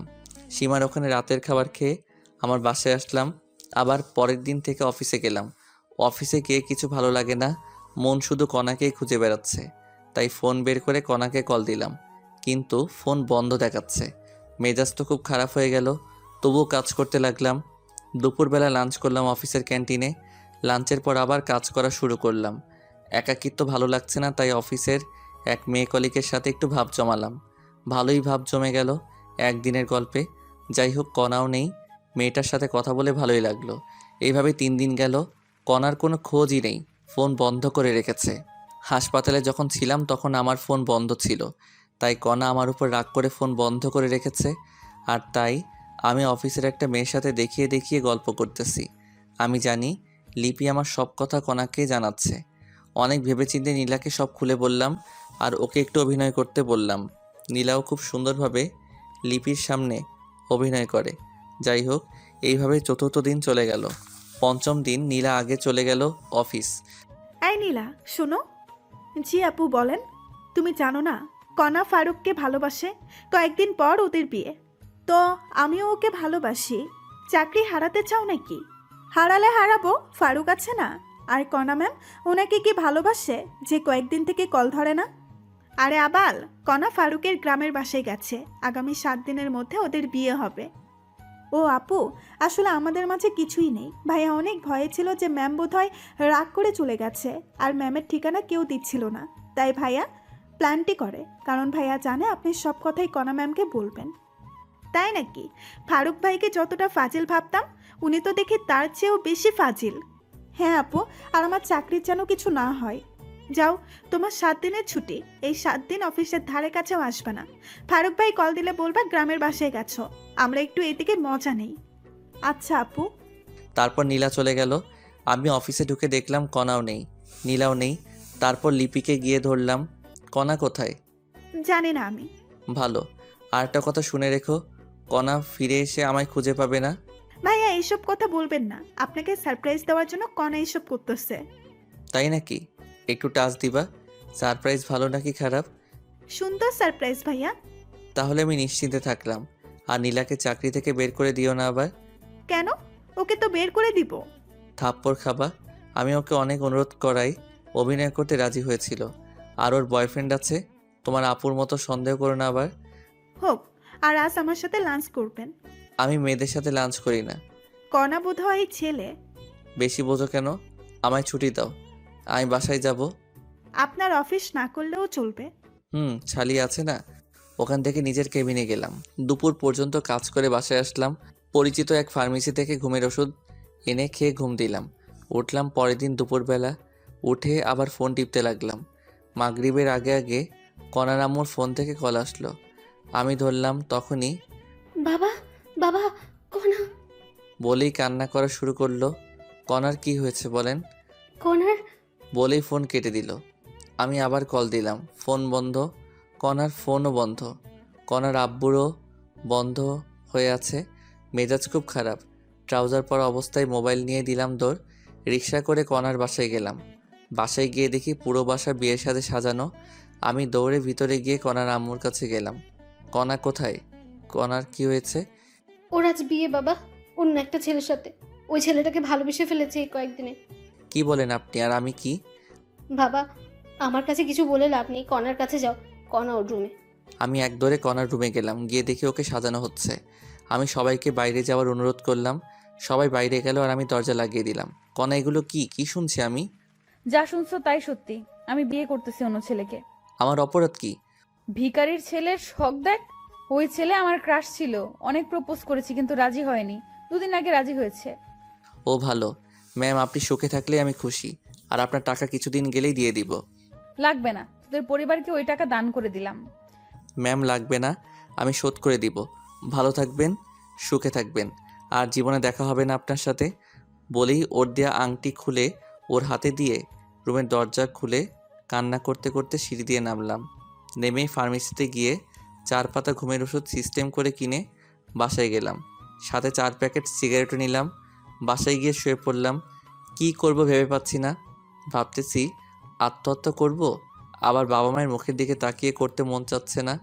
আমি পানি আনলাম, ঘুমের ওষুধ খেয়ে শুয়ে যাব। ঘুমানোর আগে কণাকে দেওয়ার জন্য একটা মেসেজ লেখা শুরু করলাম। তখনই আমার ফোনে কণার ফোন থেকে কল আসলো। আবার কল দিছো কেন? বললাম না আমি কোনোদিন তোমায় ডিস্টার্ব করব না। প্যাক প্যাক না করে তোমার দরজা খুলে দাও। আমি ঘুমাচ্ছি, দরজা খুলতে পারবো না। খুলবি নাকি 999-এ কল দিব? দরজার সামনে কে? খুলে দেখ আগে। ফোন কেটে দিয়ে দরজা খুলে দেখি আমার আব্বু আম্মু আর কণার আব্বু আম্মু দাঁড়িয়ে। আরে আপনারা ভিতরে আসুন। আসতেছি। তারপর সবাই বসলো আমার বিছানায়। আমি চেয়ার নিয়ে আসলাম। তখনই বাবা, আমরা কখনো কল্পনাও করতে পারিনি এমন কিছু হবে। আরে আঙ্কেল কি করছেন আপনি? আমি আপনার ছেলের মতো, আর আপনার এখানে করার কিছুই নেই। তবুও আমাদের অনেক খারাপ লাগছে বাবা। আন্টি, আমি কণাকে ভালোবেসেছি।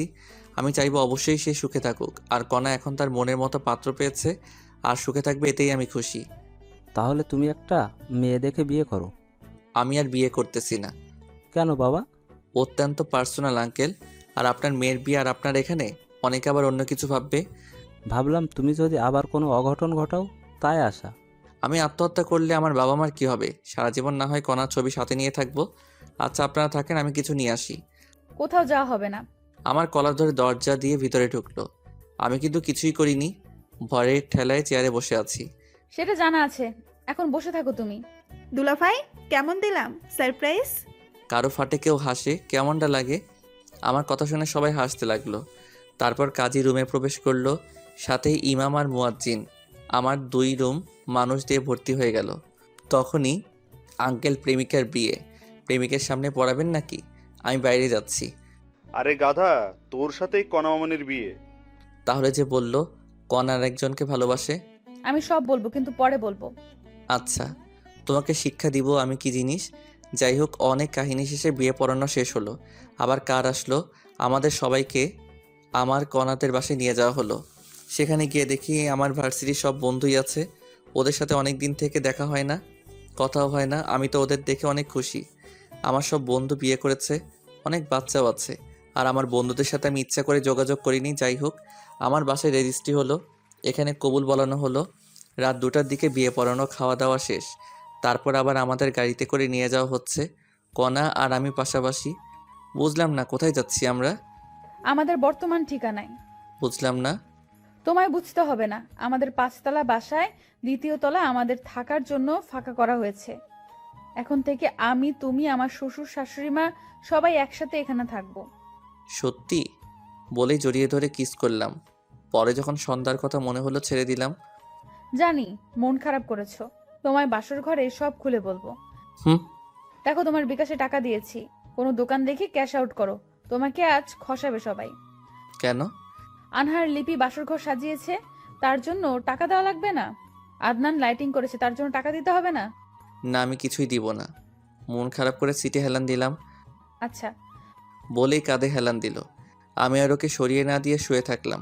কিছুক্ষণ পর একটা 5তলা বাসার সামনে আসলাম। বাড়িটা লাইটিং করা। আমার বুঝতে বাকি থাকলো না আমরা কোথায় এসেছি। আমি নিজে সোজা সিঁড়ি দিয়ে উঠতেছি, তখনই এই জমিদারের পোলা, তোর বউকে কে নিয়ে যাবে? হেঁটে আসবে। আমি হেঁটে যাচ্ছি। তারপর কণা উঠতে ধরলো। কাপড় লম্বার মাটিতে লেগে থাকার কারণে পায়ের সাথে লেগে পড়ে গেল। সাথে সাথে আমি দৌড়ে নিচে নেমে আসলাম। ব্যথা পেয়েছো? না। কোলে করে নিয়ে যা হারামজাদা, দেখিস না হাঁটতে পারতেছে না। হুম। তারপর ভদ্র ছেলের মতো কণাকে কোলে নিলাম। তারপর সিঁড়ি দিয়ে ওঠা শুরু করলাম। সবাই হাততালি দিচ্ছে, আর কণা আমার হাতে কামড় দিল। আরে করো কি, ফেলে দিব কিন্তু। মার খাবা নাকি? চুপচাপ নিয়ে চলো। হুম। তারপর আমি দোতলায় উঠলাম কণাকে কোলে নিয়ে। আমার বাসর ঘরে ঢুকতে দেওয়া হলো না, আমায় সোফায় বসায় রাখা হলো। আর কণাকে লিপি এবং আনহা মিলে একটা রুমে নিয়ে গেল। আমি সোফায় বসে থাকতে থাকতে বিরক্ত হয়ে গেলাম। সাথে সাথে ফ্রি ফায়ার বের করে খেলা শুরু করলাম। জানি না কতক্ষণ গেছে। কিছুক্ষণ পর আনহা এসে আমার ফোন কেড়ে নিল। ফোন দে, মাইনাস লাগলে ফাটাবো তোকে। আমি খেলতেছি, তুই রুমে যা, তোর জন্য ভাবি বসে আছে। ভাবি হয় একটু সময় দে, আমি ম্যাচটা শেষ করি। যা বলছি, না হলে আব্বু এসে থাপ্পড় মারবে। ইয়ে মানে আনহা, রুম কোনটারে? আজকেই প্রথম আসলাম তো এই বাসায়। টাকা দে আগে। ভাগ লাগবে না, আমি যাবই না। কিছু তো দে। ধর। ওই রুমে যা। আচ্ছা। তারপর আমি রুমে গেলাম, দরজার সামনে গিয়ে হালকা কাশি দিলাম, সাথে সাথে লিপি আসলো। দুলাভাই টাকা দেন। আনহাকে দিয়েছি। কত দিছেন? 2। আরো 1000 দেন। তোমারই বোনের টাকা, নাও, সমস্যা নেই। হোক, তবুও দেন। তারপর লিপিকে 1000 দিয়ে রুমে ঢুকলাম, তারপর দরজা বন্ধ করলাম। কণা এসে আমায় সালাম করে গেল। আমি ওর সাথে কোনো কথা না বলে একটা বালিশ আর একটা কম্বল নিয়ে সোফায় গিয়ে শুয়ে পড়লাম। কিছুক্ষণ পর কান্নার আওয়াজ পেলাম। উঠে গিয়ে, কান্না করবা না, ঘুমাতে দাও। তুমি সোফায় ঘুমাচ্ছ কেন? এমনি ভালো লাগছে না, তাই। তুমি কি চাও আমি চলে যাই? চুপ করে আছি, যে রাগী চলে গেলে আর আসবে না, তাই চুপ করে আছি। আচ্ছা যাচ্ছি। বলেই দরজার দিকে রওনা দিল। কোথাও যাওয়া লাগবে না বলেই হাত টেনে ধরলাম। কণার সাথে সাথে আমায় জড়িয়ে ধরলো। তারপর কি হয়েছে সেটা বলবা প্লিজ? জানো সন্ধ্যায় কী হয়েছিল? আমার মাথায় যে টেনশন ছিল, ভাগ্য ভালো আসার পথে গাড়ির নিচে মাথা দেইনি। এমন পাগলামো কথা আর বলবা না। আর সত্যি জানলে তুমি রাগ করবা না, সেটা আমি জানি। তাহলে বলো সেটা। শোয়ার পর তোমার বুকে শুয়ে বলবো। ঠিক আছে, এই ভারী শাড়ি পরিবর্তন করো আগে, আর পাতলা শাড়ি পরো। খালি অন্য ধান্দা। তোমার যা ইচ্ছা পরো। ওকে। তারপর আমি বাথরুমে গিয়ে টি শার্ট আর ট্রাউজার পরলাম। পরে কণা গেল, নীল কালারের জামা পাজামা পরেছে, লাইটের আলো অনেক সুন্দর লাগতেছে, মনে হয় এখনই কোনো ঘটনা ঘটাই। তারপর লাইট অফ করে দিলাম। মাথাটা আমায় জানতেই হবে। আমি শুয়ে পড়লাম আর কণা আমার বুকে মাথা রেখে শুয়ে পড়লো। এবার বলো কি হয়েছে। শোনো তাহলে, তোমাকে সেদিন আব্বু একটা মেয়ের সাথে রিকশায় দেখেছে। আব্বু এসে অনেক রাগারাগি করে, তারপর আমি ওই হসপিটালে গিয়ে খোঁজ নিয়ে দেখি ওই মেয়ে তোমার বান্ধবী হয়। তারপর আমি সবাইকে বুঝিয়ে বলি। আর তুমি অফিসে কি করো না করো সব আমি ফোনে দেখেছিলাম, আমার ফোনে। আমার ভয় হচ্ছিল কোনো কারণে তোমায় হারিয়ে ফেলতে পারি, তাই আব্বুকে সব খুলে বলি। তারপর আব্বু শ্বশুর আর শাশুড়িকে আসতে বলে। তারা আসার পর আমাদের ওই বাসায় উঠি, সব গোছানোর কাজে লেগে পড়ি। আর আমার সাথে সবসময় আনহা ছিল, তাই তোমার কাছে কল দিতে পারিনি। আর আজ থেকে আমরা সবাই এই বাসায় থাকবো। এই ব্যাপার। জানো, যখন শুনলাম তুমি অন্য কাউকে ভালোবাসো, তখন মনে হচ্ছিল আত্মহত্যা করি। খবরদার এসব আর মুখেও আনবে না। আমার যে কষ্টগুলো হয়েছে সেগুলোর কি হবে? সুদে আসলে পরিশোধ করে দেব। কেমনে? পরে জানতে পারবো। এখন বলো ভবিষ্যৎ প্ল্যান কি তোমার? ফুটবল টিম বানাবো। ফুটবল আমার প্রিয় খেলা। ইস, শখ কত! আমারও তো লাগবে না, একটা ছেলে আর একটা মেয়ে হলেই হবে। আমি মজা করছিলাম, আমারও সেম চাওয়া। ছেলে আগে হলেই ভালো। না, মেয়ে হবে, বড়জন মেয়েই হবে। তোমার ইচ্ছা। হুম। জানো আমার স্বপ্ন, আমার একটা মেয়ে হবে, অনেক কিউট হবে, নাম রাখবো ফারিয়া। ফারিয়া আমাদের পরিবারের সবারই আদরের হবে, পরিবারের সবাইকে মাতিয়ে রাখবে, দাদু দিদার সাথে খেলবে, এইটুকুই। আমার বউটা দেখে অনেক কিছুই ভাবে। হুম। তাড়াতাড়ি আমার মেয়ে চাই। তাহলে যুদ্ধে নামতে হবে। নেমে পড়ো। বলা মাত্র আমি কণার নিচের ঠোঁট কামড়ে ধরলাম। উফস, কি ফিলিংস! কণার ঠোঁট একদম কমলার কোয়ার মতো। আমি কিস করতে থাকলাম, তারপর গলায় কিস করলাম, তারপর নিচের দিকে নামতে থাকলাম। আর বাকিটা ইতিহাস। জানতে চাইলে চটি গল্পে চলে যান। যাই হোক, পরের দিন সকালে ঘুম ভাঙলো কণার ডাকে। অনেকবার ডেকে গেছে, উঠিনি, জন্য চায়ের কাপে আঙুল ঢুকিয়ে দিয়েছে। তারপর আমি উঠে গোসল করে এসে দেখি কণা আম্মার সাথে রান্না শিখতেছে। সকালের নাস্তা কণা আর আম্মু বানিয়ে দিল। সকালে নাস্তা করে গল্প, তারপর লাঞ্চ, লাঞ্চের পর রাতের খাবার। এইভাবে ঘুরে বেরিয়ে গেল 7 দিন। আজ থেকে অফিস আছে। সকালবেলা কণাকে আম্মু রান্নাঘরে ঢুকতে দেয় না, তবুও কণা জোর করে ঢুকে। সকালে রান্নার সময় থাকে, কিন্তু রাতে থাকতে পারে না। এইভাবে সকালবেলা অফিসে যাওয়া, অফিসের কাজ করা, রাতে আবার বাসায় আসা। আর আব্বু এখন চাকরি করে, আর কণাকে বাসায় রাখা হয়েছে। 1 মাস পর পরীক্ষা। যাই হোক, এভাবে কেটে গেল 3টি বছর। 3 বছর পর অফিস বন্ধের দিন সকালে। পাপ্পা পাপ্পা, ও তো তাড়াতাড়ি, আম্মু লাঠি নিয়ে আসতেছে। আসুক মামনি। পাপ্পা, আজ কোথায় যাবো? আজ তোমার দাদু, দিদা, ফুপি, তোমার মামি সহ ঘুরতে যাব। কি মজা, কি মজা! বলে ওর দাদুর কাছে গেল। আমার বিয়ের 2 বছর পর ফারিয়া আমাদের পরিবারে আসে। ফারিয়া অনেক কিউট, সারাদিন সবাইকে দৌড়ের উপর রাখে। আর আনহা মেডিকেলে পড়ে এখন। আমি ব্রাশ করে রান্নাঘরে গেলাম। আমি যাওয়া মাত্র আম্মু অজুহাত দিয়ে চলে গেল। আম্মুও বুঝতে পারছে। আমি কণাকে পিছন থেকে জড়িয়ে ধরলাম। কণার সাথে সাথে নড়াচড়া বন্ধ করে দিল। কি করো? আম্মু আসবে। আরে আসবে না।